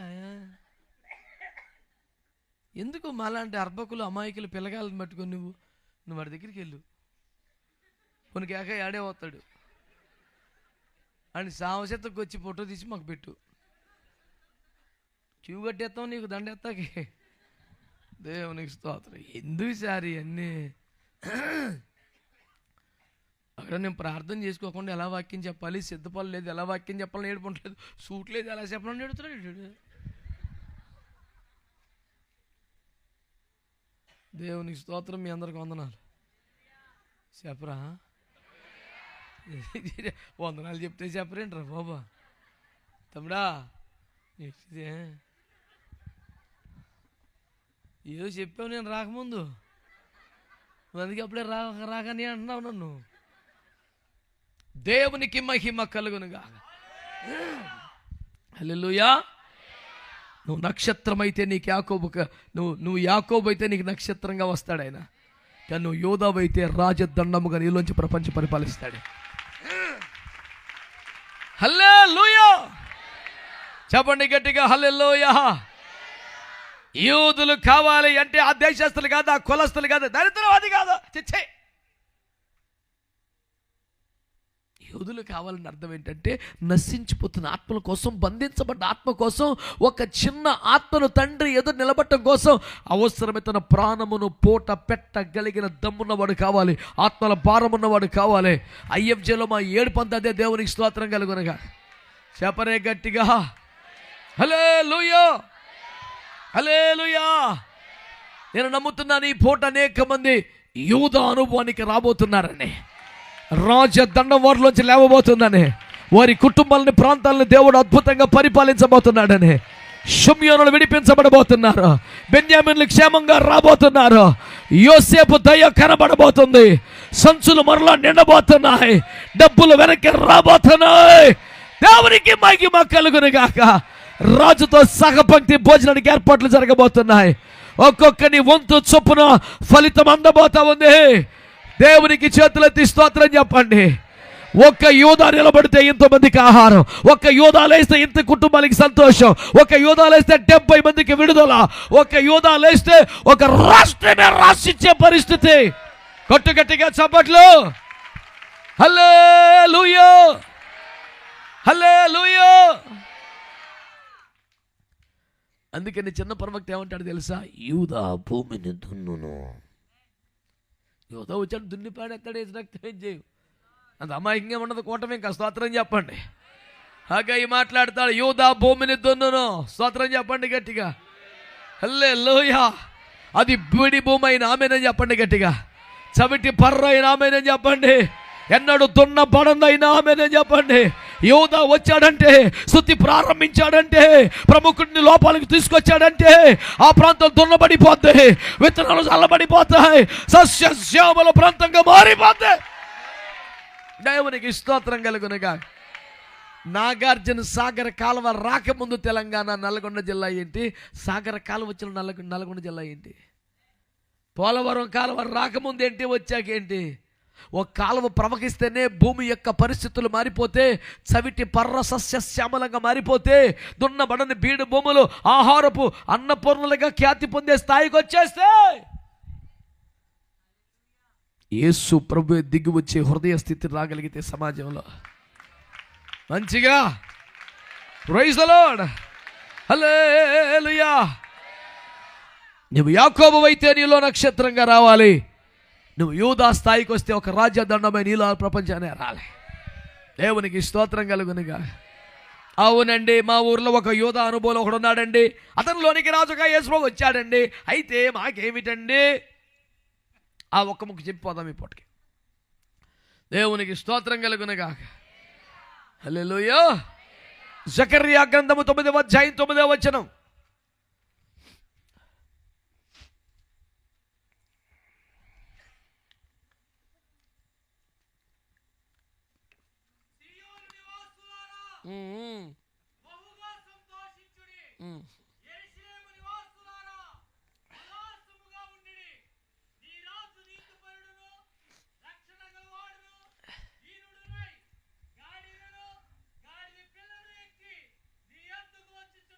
హల్లెలూయా. ఆ రాజు నిన్ను కాపాడును కాక. నా ఈ పేదగుండి అలిసిపోతుంది. దేవుడు నీకు ఎంత యాంప్లిఫైర్లు పెట్టించాడు బాబా. ఈ సౌండ్ సిస్టమ్ వల్ల నీ ముందు ఓడిపోయారు బాబా. దేవునికి స్తోత్రం. సింహం లాంటి మనిషికి మైకి ఇచ్చాము, అల్లాడించేసావు కదవా. దేవునికి స్తోత్రం చెప్పాలి. నేను ఏమనలేదమ్మా. అయ్యి బాబు చూసి అతను చూడు. దేవునికి స్తోత్రం. చెప్పాయి బాబా ఏమనుకుంటున్నా. దేవునికి స్తోత్రం. హల్లెలూయా, హల్లెలూయా. దేవుని వాక్యం నీతో మాట్లాడుతున్న సత్యాన్ని విను. ఆయన యూదానుభూలకి రాగలిగే తిరిగిలో రాజధనమై లేస్తాడని, ప్రపంచాన్ని పరిపాలిస్తాడని, నీ ద్వారా ఇతరులకి ఆశీర్వాదాన్ని కలిగిస్తాడని బయలు వచ్చే ప్రముఖుడు తానేనని చెప్పుకొచ్చాం కదా. దేవునికి స్తోత్రం. అయితే మాకేమిటట, ఎలా ఉంటుందా పరిపాలన? ఆ గొడవ గోత్రం ఏమిటంటే, ఆ రాజు ఎలా ఉంటాడో చెప్తాను, ఆ రాజరికం ఎలా ఉంటుందో చెప్తాను ఈ పూటకి. ఎందుకంటే రాజోదయం కదా. దేవునికి స్తోత్రం. మాట్లాడతలేదు భక్తులు. హల్లెలూయా. ఆ రాజట, ఇదిగో నీ రాజు అనండి గట్టిగా. అను ఆ ఫీలింగ్ ఉంటేనే బలవంతం ఎందుకు? నా రాజు ఎట్లున్నాడో తెలుసా? ఆహా, నీతిపరుడు, రక్షణ గలవాడు, దీనుడు. హల్లెలూయా. యేసు యూదుల రాజుగా పుట్టిన వాడెక్కడ? యూదుల రాజుగా పుట్టిన వాడెక్కడ? యూదుల రాజుగా పుట్టిన వాడెక్కడని రాజుగారు ఏ రోజు కొంపకెళ్ళిపోయాడు? తెంగరోడు, సారీ జ్ఞాని.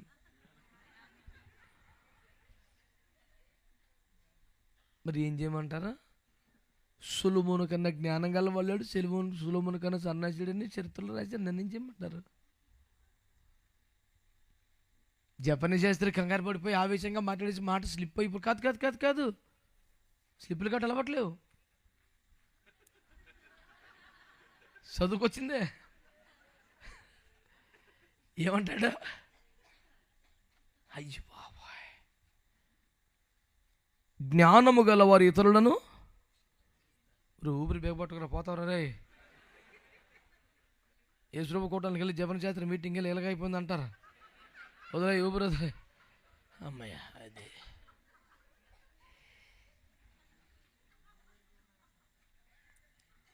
ఒక చోట నేను నాన్ స్టాప్గా ఒక 3 నిమిషాలు ఎంతో గుక్క తిప్పుకొని ఒక ఆత్మావేశంలో ఒక సన్నివేశం మాట్లాడుతున్నాను. ఫటాఫట్ మాట్లాడుతుంటే ఒకటి ఎదురుకొచ్చి అతను వాక్యం ముగించబడి పడిపడికి కూర్చోలేదా? రోజు కింద పడిపోయాడు. నాకు అప్పటి నుంచి భయం. దేవునికి స్తోత్రం. ఎందుకంటే ఆడు ఏదో ఆవేశంలో కంగారులో చూసుకోవాలి, కుర్చీలో ఎవరికి వచ్చాడు పడిపోయాడు, జపన జాతర కోటకి వెళ్ళి పడిపోయాడు అన్నాడు. నా టెన్షన్ నాకు ఉంటుంది మరి. దేవునికి స్తోత్రం. How are you my boy? ఈ రాజు ఎలా ఉంటాడు? నీతిపరుడు. ఆమేనండి, ఆమేనండి.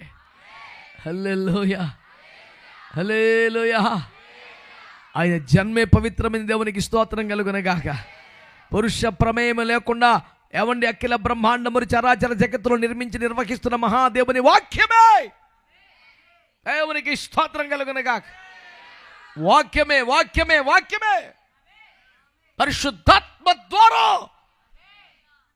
శరీరములో ప్రవేశించి శరీరమును దాల్చి లోకరక్షకుడుగా భూమి మీదకి అడుగు పెట్టాడు. పాపము లేని పావన జన్మదేవునికి స్తోత్రం కలుగునగా.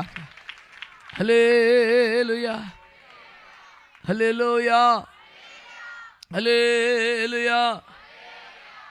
ఏమండి అలాగ ఎలాగొస్తాడండి అంటే, నేను కట్టుకుని ఇంట్లోకి నేను అడుగు పెడితే నీకు విచిత్రం ఎందుకు అవుతుందిరా? ఈ క్లాస్ ఇల్లు కట్టాను, నేను లోపలికి వచ్చా. ఎలాగొచ్చావు అంటే, నేను కట్టుకుని వెళ్ళి నేను వస్తానే.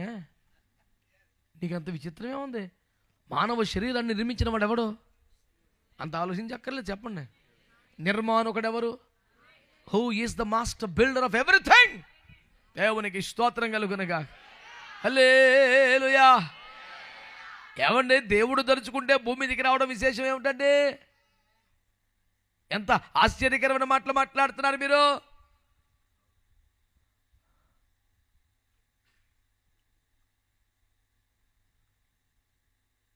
ఈ అభాగ్యుడు ఈ అర్భకుడికి ఒకసారి పార్లమెంటును సందర్శించే మహాభాగ్యం కలిగింది. అక్కడ ఉన్నతాధికారులు నాకు వివరిస్తూ పార్లమెంటు కొన్ని గేట్లను దూరంగానే ఆ గేటు ఎంత చూపిస్తూ, ఇది పలాని గేట్, ఇది పలాని గేట్ అని చెప్తూ, ఇది ప్రధానమంత్రి మాత్రమే వెళ్ళే గేట్ అని చూపించారు. ఇంతటి మహా పార్లమెంటులో దేశ అత్యున్నతమైనటువంటి ప్రజాస్వామ్య దేవాలయం అని పిలుచుకునే సగౌరవ స్థానంలో ప్రధానమంత్రి వారి ప్రవేశానికి ఒక స్పెషల్ డోర్ ఉంటే సృష్టికర్తకి భూమి మీద కొత్తకి ఏముండదంటవా? ఆడమండి ఓరు బాబు, 10,000 ఎక్కే మనం ఎక్క డోర్ వేరు, డ్రైవర్ ఎక్క డోర్ వేర్రా. దేవునికి స్తోత్రం. దానికి గింజుకుపోతే ఎలాగెలాగ వస్తాడు, వస్తాడు, ఎలాగైనా వస్తాడు కాబట్టి సృష్టికర్త కదా, లేకపోతే నా బోటుడే. ఆ మాత్రం రేంజ్ ఉండొద్దంటావా? ఉన్నందుకే దేవుడు అంటాను నేను. అలాగలా కుదురుతా. ఒకసారి ఒక పెద్ద ఆయన అన్నాడు, 90 సంవత్సరాలు ముసలమ్మ, ఎవరో శారమ్మ, ఆమె గర్భవతి ఎలాగవుతుంది? ఈ పిచ్చి అబద్ధాలండి బైబిల్లోనే. చచ్చ 90 సంవత్సరాల ముసలమ్మ గర్భం ధరించడం ఏంటండి? పనికి మళ్ళీ మాట్లాడతారు అని అసలు కంట్రోల్ కలిసి చేసుకోలేకపోతున్నారు కోపాన్ని. స్త్రీ ధర్మం నిలిచిపోయింది, ఋతుచక్రం ఆగిపోయింది, సంతానం ఎలా కలుగుద్ది అని కలబడిపోతుంది. నేను అన్నాను, సార్ మీరు ఎందుకంత కష్టపడుతున్నారు? అసలు ఋతుచక్రము, స్త్రీ ధర్మం ఇవన్నీ సృష్టించిన వాళ్ళు ఎవరో? పలానప్పుడు స్టార్ట్ అవ్వాలని చెప్పింది ఎవరో? పలానప్పుడు ఆగాలని చెప్పింది ఎవరో? మరి ఆగిపోతే రీస్టార్ట్ బటన్ కొట్టే కెపాసిటీ ఎవరికి ఉంటుంది? మరి ఎందుకురా దాని గురించి అంట టీకేసి యాంప్లిఫైర్ నేను తయారు చేయకపోయినా ఆగిపోతే రీస్టార్ట్ బటన్ కొట్టేస్తున్నాను కదా. ఇప్పుడు తయారు చేసిన వాడికి ఆ పాటు ఉంటుందా? ప్రతిదీ విచిత్రమే. కోపంతో, ఆవేశంతో, వ్యతిరేక భావజాలంతో ఆలోచిస్తారు కాబట్టి సానుకూలత కనపడదు. ప్రభుకు స్తోత్రం. మీ అందరికి వందనాలు. ఎవరు చెప్పలా? అవును, ప్రభుకు స్తోత్రం అంటే చెప్పారు. అల్లెలు మరి మీకు వందనాలు అన్నానుగా, అక్కర్లా. ఎందుకండి మనసులో లేనిది గౌరవాలు? దేవునికి మహిమ కలుగునగా. ఆయన ఎవరు తెలుసా అండి? నీతిపరుడు. దేవునికి స్తోత్రం కలుగునగా. అవినీతి అన్నదానికి అవకాశమే. అసలు ఆయన నీతిపరుడు, ఆయన నీతిని గురించి మాట్లాడటం కాదు, కానీ ఆయన అడుగు పెడితే ఒక అవినీతి పరుడికి గాబరు వచ్చేసి అవినీతి సొమ్ము పంచిపెట్టేసాడండి బాబు. స్తోత్రం చెప్పండి గట్టిగా. ఓ దేవునికి స్తోత్రం కలుగునగా. నేను చెప్పే సువార్త శ్రద్ధగా వినండి బిడ్డలారా. ఈ మాటను ఆలోకించండి. ఆ ఊర్లో అంతకు మించిన అవినీతి పరుడు ఏంటి? ఆ అబ్బాయి పేరు ఏంటండి? పొరపాటున జకర్య అనకండి, మీకు దండం పెడతాను. జక్కయ్య కలిపేస్తారు పేర్లు మీరు. నువ్వు ఒకసారి కూర్చోడు జపాన్ గారు అన్నాడా ఎయిర్పోర్ట్. నేను ఏక నెంబర్గా భారతీయ నేను ఫీల్ అవుతున్నా. అక్కడ జపాన్ గారు అన్నాడు. నేను అడిగి చూస్తున్నాను. మెమలే అన్నాడు. ఊరికా భార్యాను భారతీయుని. జపాన్ గారు అన్నాడు, ఏంటంటే మీ పేరు అది కదా అన్నాడు. ఊరికా జపాన్తో నాకు పని ఏంటి, అమెరికాతో పని ఏంటి, ఇజ్రాయెల్తో నాకు పని ఏంటి? ఏక నెంబర్గా హిందుస్థానీ హైం ఏమో స్తోత్రం. మరి ఏంటి నీ పేరేంటి అన్నాడు. జపాన్. మరి అదే కదా అన్నాను అనలేదు నువ్వు. జకర్యా కాదు, ఎవరు? అది అసలు రక్తమే ఇచ్చాయి మా అయ్య కాదు. దేవుని స్తోత్రం. ఈ జక్క ఏంటండి, అమ్మ బాబోయ్, అవినీతి తిమింగలం పేపర్ భాషలో చెప్పాలంటే కదండి. వీడి ధనదాహం మండిపోను. రూపాయి తీసుకున్న వాళ్ళకి 4 రూపాయలు చొప్పున ఇస్తే సగం అయిందంటే ఇంకా ఉందంటే. అంటే 10,000 లంచం తీసుకుంటే వాడికి 40,000 అంట. 1,00,000 లంచం తీసుకుంటే 4 లక్షలు అంట. 10,000 40,000, 1,00,000 4 లక్షలు చొప్పున ఇస్తే ఇంకా సగం మిగిలిపోయిందంటే అది ఎవడండి అసలు? వీడియోలు ఎన్ని వచ్చినా సరిపోవాడికి సరిపోవండి బాబోయ్. యేసుప్రభు ఒక్క మాట అనలేదు, ఓరే అవినీతి పురుగా పాపిష్టి మానవ ఒప్పుకొనుము కక్కుము అనలేదు అసలు. ఆయన ఇళ్ళలో నిలబడ్డాడు. నీ ఇంటికి వస్తాను నాన్న అన్నాడు. నిలబడితే అడిగే గాబరు వచ్చేస్తుంది. వెలుగు వచ్చాక చీకటి వెళ్ళిపోవాలి కదండి. స్తోత్రం చెప్పరు మీరు? లైట్లు వేసిన తర్వాత చీకటి వెళ్ళిపో కనుక ప్రభునందు మరి ప్రియులారా, మరి లైట్లు వేసాం కనుక చీకటి వెళ్ళాలని కోరుకుంటున్నాం. ఆడెవడరాడు వెళ్ళిపోతుందిరా. నీతిపరుడు. ఆమేన్. ఇంక అవినీతి ఉంటుందండి. ఇంకా సగం మిగిలిపోతే ఫ్రీ క్యాష్ డిస్ట్రిబ్యూషన్ అని చాలామంది ఉన్నారు. ఉచిత నగదు పంపిణీ ఎప్పుడు ఇవ్వాలా పెడతానంటే ఆశే కదండి. నా ఖాతాలో కూడా 15,000 ఎంతో పడిపోతాను అనుకున్నాను. రాలేదండి. దేవునికి స్తోత్రం కలుగునుగా. ఎవరెత్తారండి ఊరు? నేనే గుండె అని చెప్తారు, చెట్లు కట్టుకొని డబ్బులు ఎవరికి ఊరికని రావని. మా చర్చికి ఎదురుకుండా పెట్టారు విశాఖపట్నంలో. డబ్బులు ఎవరికి ఊరికనే రావని ఊరినే వచ్చేస్తాను. రాలేదండి, రాలేదు. వడిదే రావు. కానీ జక్క ఇచ్చేయడండి.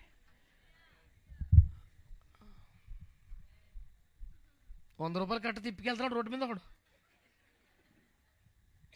ఎరా ఎక్కడ నీకంటే జక్క ఇచ్చాడు. జక్క ఇవ్వటం వెంటనే తీసుకోవటమే కానీ మరి అదే కదా చిత్రం. ఈడెలా మారిపోయాడు, యేసు ప్రభు వాడి ఇంటికి వచ్చాడు. ఆ ఊర్లో డబ్బులు చేతిలో ఆడని మనిషి లేడు సార్ ఆ రోజున. లంచం ఇచ్చి మోసపోయిన వడ్డీ తాకట్టు మింగేసిన దుర్మార్గులకి రూపాయి 10 రూపాయలు మళ్ళీ వెనక్కి ఇచ్చేస్తే అసలు ఏ సంబంధం లేకుండా ఏనాడు ఆర్థిక లావాదేవీలు జక్కయ్యతో నెరపని వాడు కూడా ఆ ఊర్లో ఉన్నందుకే యేసువాడు కొంపకు వచ్చినందుకే కేకేసి ఒకడికి 10 దేశాలు ఇచ్చేస్తుంటే ఆ డబ్బులు గిరగడ తిప్పుడు తిరుగుతాడు రోడ్డు మీద. నీకు డబ్బులు ఎందుకు వచ్చినా, యేసువాడి ఇంటికి వచ్చాడు కాబట్టి. ఎక్కడ మ్యాచ్ అవుతుందా? నీకు డబ్బులు ఎలాగ వచ్చినాయి, యేసువాడి ఇంటికి వచ్చాడు. అరే ఏ క్యా బాత్ హై భాయ్, ఓయి తో బాత్ హై. అప్పుడు జనం ఏం చెప్పుకున్నా తెలుసా, యేసు ఊర్లో ఒకడింటికి వస్తే ఊరంతరికి పండగ అయితే, అందరి ఇంటికి యేసు వస్తే బటా యేసు రక్తమే జయం. హల్లెలూయా. మరియా మార్తా లాజరు గృహము నీరాకతో నాయే పావనము. శవం ఉంది అక్కడ, అగరొత్తులు కంపు సిరగ వచ్చేస్తుంది. పౌడర్ కొట్టేవాడు ఒకడో, సెంటు కొట్టేవాడు ఒకడో, ఊదో తిరిగించేవాడు ఒకడో. ఇంకా ఆ టైంలో మనం ఎడుతూ కూర్చుంటాం కదండి, మన మాట ఎవడు అడగడో ఎవడు పట్టించుకోడు, ఎవడు పూసేస్తాడు పూసేస్తుంటారు వచ్చి. యేసు ప్రభుకే పోతాకి బుడ్లు పట్టుకొచ్చేసారు అక్కలో. ఇంక మన ఇంట్లో ఎవడు ఆపుతాడు, మన అన్నీ కలిసిపోయి ఒక రకం వాసన వచ్చేస్తుంది అక్కడ. ఈలోపు యేసు ప్రభు వచ్చాడు.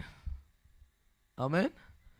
అత్తరు వాసనలే వెదజల్లు. ఏం వాసనలో? అత్తరు వాసనలే వెదజల్లు, విందుశాలగా మారెను ఇల్లు. అందుకని రావయ్య మా ఇంటికి. ఎవరో? యేసయ్యా రావయ్య. ఆయన లేకపోతే నువ్వు చాలు కొట్టు, పర్లేదు. ఆయన లేకపోతే నువ్వు అసలు ఇలాంటి వాళ్ళు లేకుండా నీతో సరిపెట్టేసిన కోటలు ఎన్ని లేవు మాకు. నీకు ఎక్కువ వర్క్ లోడ్ అయిపోతుందని మేము అందరినీ పోగేస్తున్నాం. కానీ అసలు స్తోత్రం చెప్పరే. నువ్వు సమీపంగా ఉన్నావా? దేవుని స్తోత్రం. హల్లెలూయా. మీరంతా తేడాగా చూడండి, అందరూ కుర్చీలు ఉంటాయి, ఆయన ఒకడే కింద కూర్చోవాలి. ఎంతసేపు కూర్చుంటాడా? ప్రతివాడు చూసేస్తున్నాడు. దేవుని స్తోత్రం చెప్పండి గట్టిగాని. హల్లెలూయా. మరియా మార్తా లాజరు గృహము నీరాకతో నాయే పావనము. మరియా మార్తా లాజరు గృహము నీరాకతో నాయే. అత్తరు వాసనలే వెదజల్లు, అత్తరు వాసనలే వెదజల్లు, విందుశాలగా మారెను ఇల్లు. రావయ్య రావయ్య మా ఇంటికి యేసయ్యా. పిలవచ్చుగా రావయ్య. ఎవరో? యేసయ్యా. అత్తరు వాసనలే వెదజల్లు, అత్తరు వాసనలే వెదజల్లు, విందుశాలగా మారెను ఇల్లు. రావయ్య రావయ్య మా. పిలవండి గట్టిగా. యేసయ్యా రావయ్యా. అయ్యా రావయ్యా. యేసయ్యా. దేవునికి స్తోత్రం కలుగును గాక. హల్లెలూయా. ఆయన అడుగు పెడితే మారిపోతాయి సార్ పరిస్థితులు. దేవునికి స్తోత్రం కలుగును గాక. హల్లెలూయా. సముద్రం ఎగస మింగేస్తానంటూ మీదకు వచ్చేస్తుంది. నా బిడ్డలు మింగుతావటే అని యేసు వచ్చి ఒక అడుగు పెట్టి సైలెంట్ అయిపోయింది. 6,000 దయ్యాలు ఒకళ్ళు జొరబడండి. ఆడిని ఊరుకుతున్న తలెత్తాడు. సముద్రంలో ఉన్నాడండి. అవునా? సమాధుల్లో ఉన్నాడు. ఊటెత్తారా అసలు. సమాధిలో ఉన్నాడు. ఒక దయ్యం పుట్టినాడు కుదిరెడతలే కదా 6,000 దయ్యాలు ఒకళ్ళు పెడుతుంది. అలాంటి వాళ్ళకి ఎక్కువ సరైన బట్టలు లేకుండా అడ్డగోలుగా సగం పొద్దుపోతాడు. వాళ్ళు ఏమనంటే వాళ్ళకి ఎంత కోపమో. డిస్క్రిమినేషన్, మానవ హక్కులు, మన్ను మశానం బోల్డ్ వస్తాయి వాళ్ళకి. మరి బాధితుడికి ఏమీ లేవు, దుర్మార్గులకి ఉంటాయి రూల్స్ అన్నీ. వాడిని సంఖ్యలతో కట్టేసైనా సరే సరైన గుడ్డ దొరుకుతాం ట్రై చేస్తే లొంగుతలేదంటాడు. అల్లకల్లోనే చేస్తాడు, ఇంట్లో ఉంటాడు, సమాధుల్లో ఉంటాడు. యేసు ప్రభు తిన్నగా సమాధులతో అట్లకు పెట్టాడు. దేవుని కుమారుడా, నాకు లేఖలకి ఇంకో 3 నెలల టైం ఉంది, అప్పుడు రాకూడదు, నాకు టైం ఉందా, నేను ఒప్పుకొని అన్నాడు అంటాడు. చచ్చిపోయినాడు. ఇప్పుడు ఏంట్రా పందులతో నీకు పోను. ఈ దయ్యాలు ఒక పందులో 3 పడతాయి, ఎల్లు ఉంటాయేమో, అలాగలా కుదురుతుంది. మరి 6,000 పందులు దయ్యాలు ఒకళ్ళు జ్వరపడలేదా? మరి 3 ఇందులో ఎల్లు ఉండొచ్చు కదా. పోనీ క్రమంగా ముగ్గురు రాదు, ఒక దాంట్లో 2, ఒక దాంట్లో 5 వెళ్తాయి. నీకు ఎందుకు అట్లా లెక్క అన్నాను. అంతే కదా, దాని మీద దెబ్బలాడతాడు ఎందుకు వీడు. కానీ ఇందులో 2 పాయింట్లు నాకు ఇంట్రెస్ట్ అయిన పాయింట్లు ఉన్నాయి. ఒకటి ఏంటి తెలుసా, ఒక ఆత్మను కాపాడడానికి 2,000 పందులు చచ్చిపోయినా యేసు ఫీల్ అవ్వలేదు. లేకపోతే పని ఆ పందులో ఒక మనిషి బాగుపడ్డాడు చాలా అనుకున్నాడు ఆయన. స్తోత్రం చెప్పండి. ఇది ఒక అద్భుతమైన పాయింట్. అంటే ఇంకో పాయింట్ ఏంటంటే 6,000 దయ్యాలు లోపల పెట్టుకుని ఒక ఎక్లేసి తిరిగేస్తున్నాడు. 3 దయ్యాలు దొరబడి తెచ్చి అదో బతుకుని చచ్చిపోయింది పంది.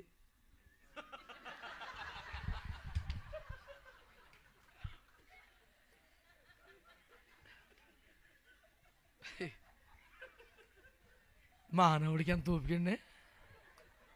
అయ్యి బాబాయ్, 3 దయ్యాలు త్వరబడితే రక్తం వచ్చేసి ఉక్కిరి బిక్కిరైపోయి ఊపిరాట చచ్చిపోయినట్టండి ఈ పందులు.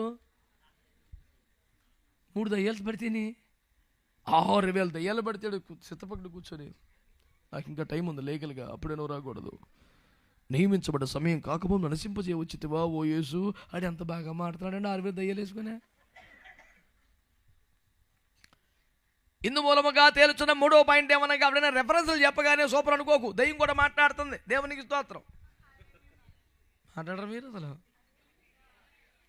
అప్పుడో గుర్తొచ్చేస్తున్నాడు కదా, ఇంటికి వచ్చి రెఫరెన్స్లు చెప్పినాడు. ఆదివారం గుడికి వెళ్ళొద్దని, పరిశుద్ధాత్మను పొందొద్దని, చప్పట్లు కొట్టొద్దని, ఇది దేవుని రాజ్యం. ఎవడెవడో వచ్చేస్తున్నాడు ఇంటికి రెఫరెన్స్లు చెప్తాకి. ఆడు యేసు ప్రభుకి చెప్పాడు రెఫరెన్స్. 6,000 దయ్యాలు. ప్రభుకి స్తోత్రం, మీకు వందనాలు. అంటే అన్న యాక్చువల్గా మేము స్ట్రాంగ్గానే ఉన్నాం, కానీ ఆడు బైబిల్లోంచి చూపించాడు అన్న. బైబిల్లోంచి చూపించకపోతే సైన్స్ బస్ కొట్టుకుని నువ్వు ఎందుకు ఒప్పుకుంటావు? ఆడు తెంగరోడు ఎట్టి. దేవుడికి స్తోత్రం మీ అందరికీ.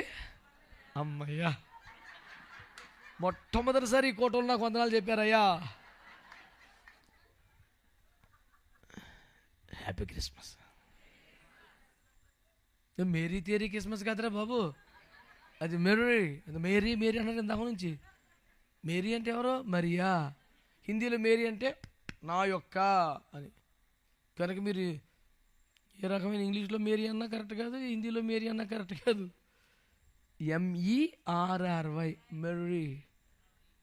మెర్రీ ముర్రీ కాదు, మెర్రీ. Happy Christmas. అది మాట్లాడితే మేరీ అంటే మేరీ.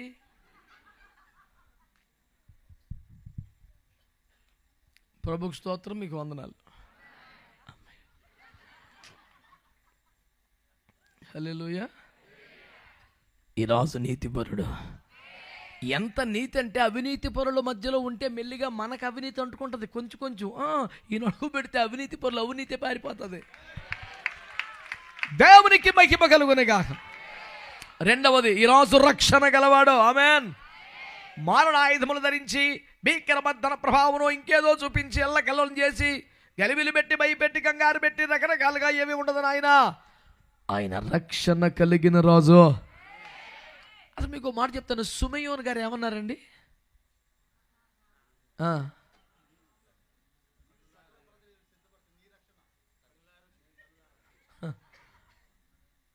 ఆయన కుడివైపున ఉన్న వారిని చూసి, ఎందుకంటే ఇక్కడ ఎవరు మాట్లాడలేదు. లోకం పుట్టింది మొదలుకొని మీ కొరకు సిద్ధపరచబడ్డ స్వాస్థ్యమును స్వాధీనపరుచుకునుడి. హల్లెలూయా. ఎందుకంటే వాక్యంలో ఉన్న మాట పట్టుకోండి. అక్కడ ఏమన్నాడు? నీ రక్షణను కన్నులారా. యేసు ప్రభు అని చూసి నీ రక్షణను కన్నులారా చూసానంటే, రక్షణ అంటే ఎవరో? యేసయ్యే రక్షణ. యేసయ్యే, చెప్పండి యేసయ్యే. అందుకే మీకు అర్థమే సత్తలేదు, రక్షణ పొందుకోవటం అంటే ఏదో ఒక పదార్థం వస్తువు కాదు బాబు, యేసయ్యను పొందేసుకోవడం. అర్థమే సత్తలేదు. దేవునికి స్తోత్రం కలుగునుగా. హల్లెలూయా. ఆయన రక్షణ గలవాడు. ఆమేన్ చెప్పండి.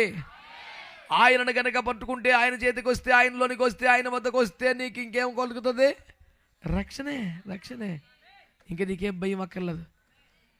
జకర్యా పనిష్మెంట్లో మోగబోయి మాట పడిపోయి, బాబుగారు వచ్చిన తర్వాత, మళ్ళీ స్వరం వచ్చిన తర్వాత, యోహాన్ వచ్చిన తర్వాత, చూసిన తర్వాత, పేరు రాసిన తర్వాత, స్తోత్రాలు చెప్పిన తర్వాత, నాలుగు సల్లించబడ్డ తర్వాత అనర్గళమైన ప్రవచనం చెప్పాడు.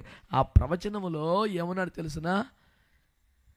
జీవితకాలమంతయు నిర్భయులముగా జీవించడానికి రక్షణను అనుగ్రహించబోతున్నాను చెప్పాడు. ఏదో కాసేపు మరిపించి మురిపించే రకంగా దేశం ఇచ్చే రచన. జీవితకాలమంతా నిర్భయులముగా జీవిస్తామంట. ఈ రాజు నీతిపరుడు, ఈ రాజు రక్షణ గలవాడు. ఆమేన్. లోకానికి రక్షకుడు. స్తోత్రం చెప్పండి.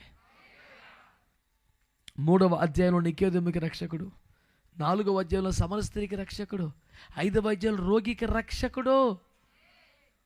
నీ కులం ఏదైనా, నీ పరిస్థితి ఏదైనా, నీ జీవితం ఏదైనా నేను రక్షించగలిగిన వాడు ప్రభువైన యేసుక్రీస్తు వారిని జ్ఞాపకం చేస్తున్నా.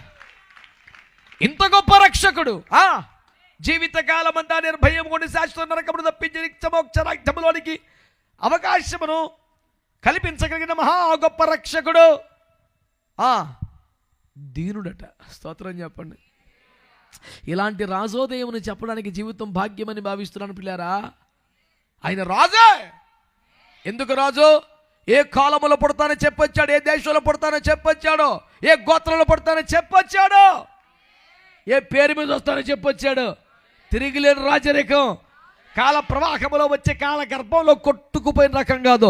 కాల చక్రానికి ఇరుసుగా వచ్చాడు, కాలాన్ని నెట్ట నిలువుగా చీల్చాడు, కాలానికి రెఫరెన్స్ పాయింట్గా మారాడు. దేవునికి స్తోత్రం కలుగును గాక. స్త్రీ సంతానంగా వస్తానని చెప్పి అలాగే వచ్చాడు. యాకోబులోకి వస్తానని చెప్పి ఇశ్రాయేల్ దేశంలోకి వచ్చాడు. బెత్లెహేములో పుడతానని చెప్పి వచ్చాడు. ఇమ్మానుయేలు పేరు వస్తానని చెప్పి వచ్చాడు. ఇంత బీభత్సమైన రాజుగారట. నీతిపరుడును, రక్షణ గలవాడును, దీనుడు. ఇంత రేంజ్ ఉన్నవాడు అసలు, ఇంత రేంజ్ ఉన్నవాడు ఎలాగొస్తాడండి అసలు? దేవుని స్తోత్రం. ఎంపీ గారు, ఎమ్మెల్యే గారు, మండల ప్రెసిడెంట్, ఓ బాబు ప్రెసిడెంట్ గారి దగ్గర వార్డు మెంబర్ని కలువు, నీకు అంత పీజీగా అపాయింట్మెంట్ దొరుకుతుంది ఏంటి? వారికి బోల్డ్ బాధ్యతలు. ముందు అపాయింట్మెంట్ తీసుకోవాలి, తెల్లరపడికి వెళ్ళిపోయి తలుపు కొట్టేస్తా కావదు. కానీ నేను రాజట, కానీ అనండి, రాజట కానీ దీనుడట.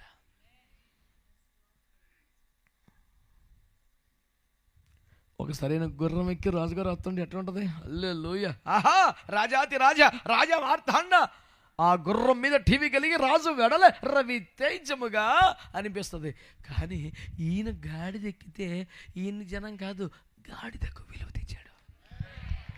చెప్పరే, గుర్రమును బట్టి ఘనత పొందుతున్న రాజుల కలరు, గాడిదకే ఘనత తెచ్చిపెట్టిన రాజు ఒకడు ఉన్నాడు.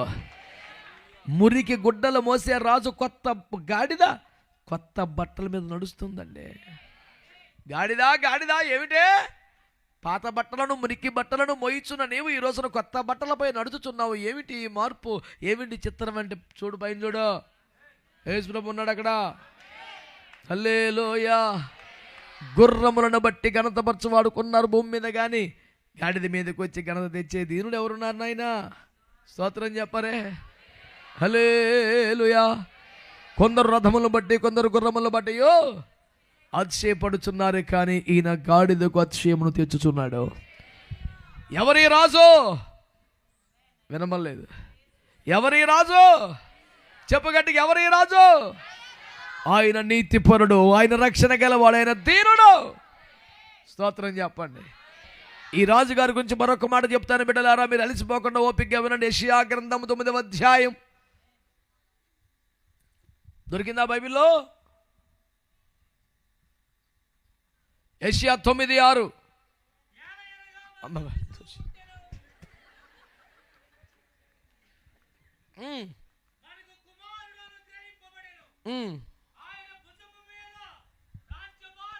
గట్టిగా సంతోష స్తోత్రం చెప్పండి. హల్లెలూయా. జనాల మెల్ల మీదకెక్కి స్వారీ చేసే రాజుగారు కాదండి. జనాలను తొక్కుతూ కుర్చీ ఎక్కే రాజుగారు కాదండి.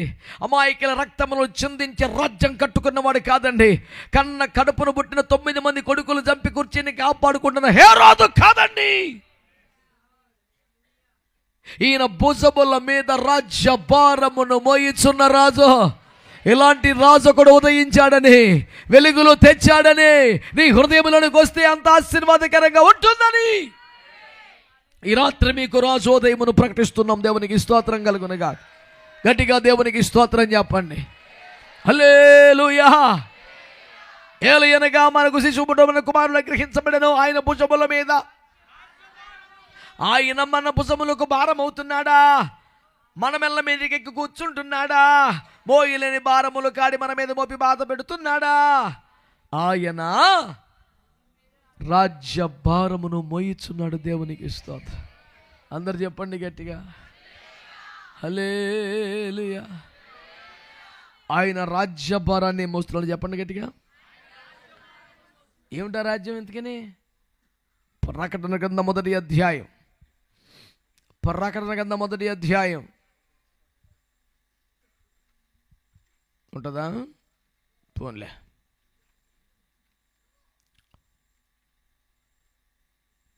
ప్రకటన 1:6.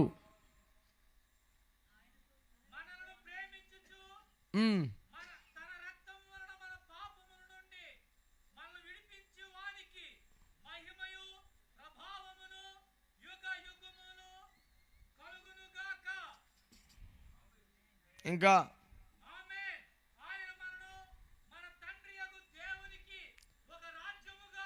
ఆమేన్ అనండి. ఆమేన్ అనండి. హల్లెలూయా.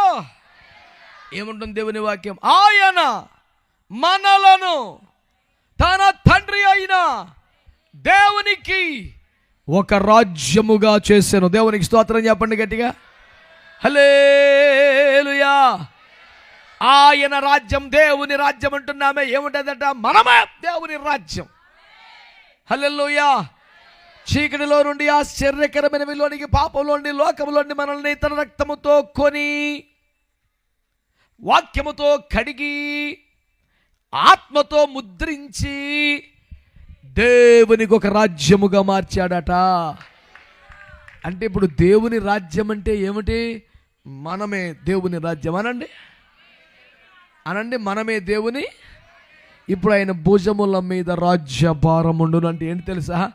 మన భారాన్ని ఆయన భుజాన్ని వేసుకున్నాడు అంటండి. బాబు దిగి వచ్చానరా బాబు, నాకు ఏదోటి చేయండి రండి. మనకు భారం అయిపోలేదంట. అడోయ్, మనకు భారం అవ్వలేదట.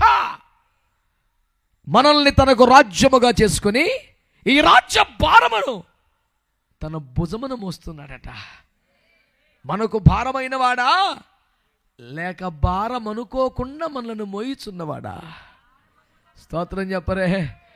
ఇలాంటి రాజును మీకు ప్రకటిస్తున్నాం. ఇలాంటి రాజును మీకు పరిచయం చేస్తున్నాం. ఇలాంటి రాజును హృదయంలోనికి ఆహ్వానించమని కోరుతున్నాం. ఇలాంటి రాజు వద్దకు రమ్మని పిలుపునిస్తున్నాం. ఈ రాజే నీ రాజు అయితే, ఈ రోజే ఆ రాజు నీలోనికి వస్తాయి. అనుదినమని భారమును భుజమును మోయగలిగిన వాడే గాని నీకు భారమైన వాడు కాదని మీకు మనం చేస్తున్నాను. ప్రియులారా, కులమని, మతమని, దేశమని, సాంప్రదాయమని ఎవరో చెప్పిన మాటలు విని మనకే లేవురా బాబు అంటే దేవుడికి ఎందుకు ఉంటే సార్ కులాలు? మనకే ఇవన్నీ అబద్ధమరా, మోసమరా, కుట్రరా, కులం లేదు మాత అందరం ఒకటని మనమే చెప్పుకుంటుంటే దేవుడికి ఎందుకు ఉంటాయి సార్? ఏమి లేవు. ఈరోజు నీలోనికి రాగలిగితే ఆమేన్. ఆయన తన రాజ్య భారమును భుజముల మీద, నిర్గమకాండం 19వ అధ్యాయం, నిర్గమకాండం 19వ అధ్యాయం 4వ వచనం.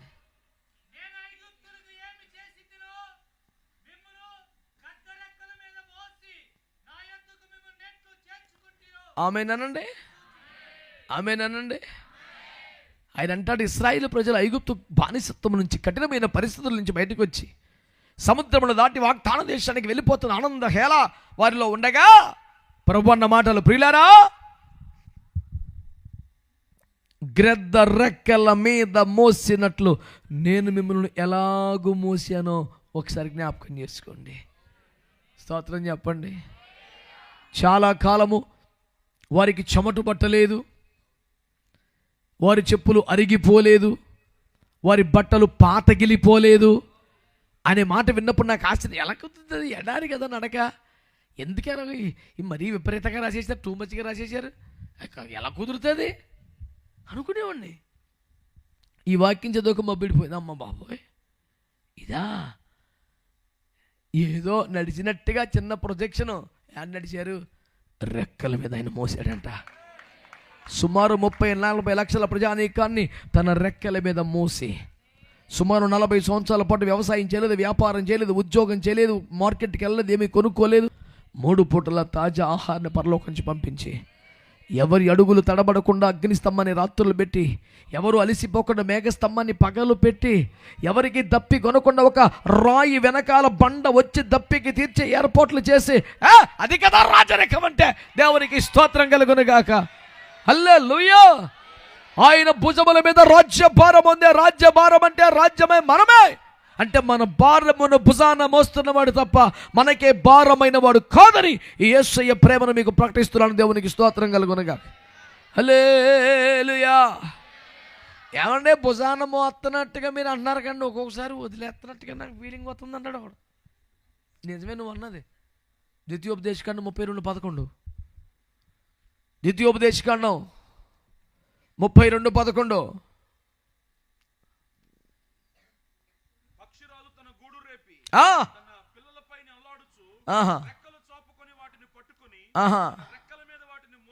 ఓహో, స్తోత్రం చెప్పండి. దేవుడు తన ప్రజల్ని ఎలా నడిపిస్తాడట? వినండి, దేవుడు తన ప్రజల్ని ఎలా నడిపిస్తాడంట? పక్షిరాజు గూడు రేపి వాటిని ఎగుర్ర చేసి మరలా రెక్కల మీదకు పోయినట్లు. వెతుక్కున్న కాడికి చాలుగా నామకం చూడండి భక్తులారా. స్తోత్రం చెప్పండి. కొంతమంది భక్తులు సుఖానికి అలవాటైపోయారు, సన్నిధికి రారు, కూటానికి రారు, ప్రార్థనకి రారు. నాకేమీ కోదు లేదు అని కుండ్రకాలు తీసుకుంటే అక్కడైతే చర్చ కూడా తిరుగుతుంటాడు. ఎన్నండి మాట, ప్రభు సన్నిధికి రావాలి, కష్టం వస్తే కాదు, శ్రమలు వస్తే కాదు, నిత్యమో దేవుని పాస్టర్ అయిపోయినది కదా. ఇంకా గూట్లో మెత్తగా ఆయేకలు తెచ్చి, ఆకులు తెచ్చి, ఎన్ని తెచ్చి మెత్తని కుషన్ పరుపులాగా చేస్తుందంట తల్లి పక్షి పిల్లలకి. అందులో కూర్చొని, ఓ నా పిల్లలారా, ఇక్కడ ఉంటే ఆహారం ఎలాగొచ్చును, ఎగిరిపోదాము రండి, మేత తెచ్చుకుందాము, కడుపు ఎందుకుంటామంటే, పో అమ్మ మేము బయటికి రాం. ఇది వెళ్తుంది తెస్తుంది, మూతిలో మూతి పెట్టి జాగ్రత్తగా గింజలు వేస్తుంది. ఇంక అలవాటు అయిపోయి నీ బయటకు వస్తలేదు. తప్పు బిడ్డ. ఎంతకాలం ఇలాగా మనం వెళ్ళాలని నేర్చుకోవాలంటే మేము రాం, ఇక సుఖం లేదని చెప్పేసి ఆ మెత్తటి కుషన్లాగా ఉన్న ఆకులు ఈకలన్నీ తీసేస్తుంటే అయ్యి పెళ్ళబెలే అనుకున్నాయి. మొత్తం తీసేపటికి ముళ్ళు గుచ్చేస్తున్నాయి. అమ్మా ముళ్ళు గుచ్చుతున్నాం, రండి మరి బయటికి వెళ్దాం. ఇప్పుడు ఉండండి, నేను తెస్తాను మేత అంటే మేము ఉండము, తీసుకెళ్ళి బయటికి వెళ్ళి గోలు పెట్టేస్తున్నాయి, గుచ్చేస్తున్నాయి కదా ముళ్ళు.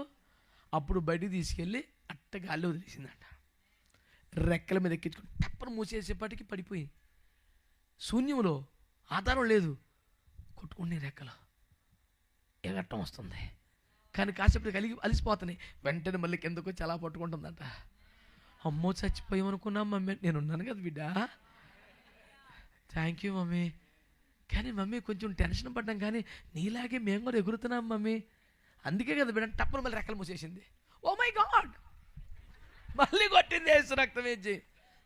హల్లెలూయా, హల్లెలూయా. పెద్ద పెద్ద వ్యవసాయ బావులు ఉండేవాడిని, అందరూ ఈతలు కొడతాను, ఒడ్డు నుంచి చూస్తున్నానండి. అవి భలే కొట్టేస్తున్నారు బాబు, నాకు కొట్టాలని ఎంతసేపు కొత్తగా ఒడ్డు నుంచి ఎందుకు కొత్తది ఈత? మా వాడు వెనకాల తెచ్చి తోస్తాడు అందులోకి, దోమలు అందులో పడిపోతాయి. మరి కొట్టాలిగా చేతులు కాళ్ళు. ఇంతేనా ఈత అంటే? అంతేరా పద్ధతి దూకేత మొదలెట్టాం. ఈత రావాలంటే తోగాలి, ఎగరడం రావాలంటే గూడు రేపబడాలి. మరి దేవుడి రెక్కల మీద మోసేవాడైతే మాకు ఎందుకు ఎలా అవుతుంది? అప్పుడప్పుడు నిన్ను తన స్థాయికి పెంచాలని, నన్ను తన వలె మార్చేడి ఈ మహాప్రేమను. ఈ చేస్తున్న పాటలు పడకండే. హ్యాపీ క్రిస్మస్, ఏసు రక్తమే జే. తలచి తలచి హృదయము కరుగాగా. బ్యాచ్ ఒకరు ఉన్నారు. చూడుము. అయ్యి బాబోయ్, హ్యాపీ క్రిస్మస్. దేవునికి స్తోత్రం కలుగునగా. గూడు రేపేది ఎందుకు తెలుసా? నిన్ను తన స్థాయికి పెంచడానికి, తనలాగా మార్చడానికి, స్వయం నిన్ను తనలాగే ఎగర చేయటానికి. దేవునికి స్తోత్రం కలుగునగా. సంతోషంగా స్తోత్రం చెప్పండి. తన రెక్కల మీద మోస్తున్న దేవుడు అప్పుడప్పుడు నిన్ను కూడా ఎప్పటికీ అలాగే ఒక పేషెంట్ లాగా ఉండిపోకుండా నిన్ను తనవలే విశాల జగత్తులో వినీల ఆకాశంలో పైపైకి ఎగిరే ఒక స్వేచ్ఛ విహంగమై వర్ధిల్ల చేయుటకై అప్పుడప్పుడు కొంచెం గొడు రేపుతుంటాడు. నిన్ను తనవలే మార్చే ప్రేమ తప్ప ఇంకొకటి కాదు. స్తోత్రం చెప్పండి. ఆయన ఎలాంటి రాజుగారండి? అంతము లేని రాజ్యమును పరిపాలించే రాజుగారు. ఎలాంటి రాజండి? మనుష్య సహాయం ప్రమేయం లేకుండా అడుగు పెట్టగలిగిన వాడు. ఎలాంటి రాజుగారండి ఆయన? తాను ముందే చెప్పినట్టుగా దిగి రాగలిగిన రాజుగారు. ఎలాంటి రాజుగారు? నువ్వు యూదాగా ఒక ఆత్మను రక్షించుటకు పూట పడగలిగిన స్థాయికి వస్తే నీ గుండెలో కొలువై ప్రపంచాన్ని ఏలుబడి చేసే రాజుగారు. అంతటి రాజుగారు దీనుడే, అంతటి రాజుగారు నీతిపరుడే, అంతటి రాజుగారు రక్షణ కలిగిన వాడే. అయితే ఆయన రాజ్యమును భుజాల మీద మోస్తున్నాడు, కానీ రాజ్యమునకు భారమైన వాడు కాదు. ఆ భుజాల మీద మోస్తున్న రాజ్యము నీవే. నీవు కూడా దేవుని రాజ్యములో ఒకటివైతే, నీ కుటుంబము దేవుని రాజ్యంలో ఒక భాగమైతే నిన్ను భుజాన మోస్తాడు, తన స్థాయికి తెస్తాడు, మహిమకు చేరుస్తాడు. యేసును రాజుగా చూడటం కాదు, రాజుగా చేర్చుకోండి, రాజుగా ఆరాధించండి. ఆ రాజ్యములో మీరుండండి. మెంబర్షిప్ అక్కర్లా, డబ్బులు కట్టక్కర్లా, కులం మారక్కర్లా, మతం మారక్కర్లా, పేర్లు మార్చక్కర్లా. ఏం చేయాలి తెలుసా? ఆయన రాజుగా హృదయాల్లో స్వీకరించు, రక్షకుడిగా గుండెల్లో చేర్చుకో. ఆయన రాజ్యములో, సంఘములో, సహవాసంలో బాప్తిస్మము ద్వారా చేర్చబడు. నువ్వు ఆయన రాజ్యములో ఒక భాగం అవుతావు. ఆయన రెక్కల మీద మోయబడతావు, మేఘం మీదకి ఎక్కుతావు, మహిమలోనికి వెళ్తావు. నిన్ను, నీ కుటుంబాలని, ప్రాంతాలని దేవుడు ఆశీర్వదించునుగాక. తలలు వంచి కళ్ళు మూసుకొని చిన్న ప్రార్థన చేద్దాం.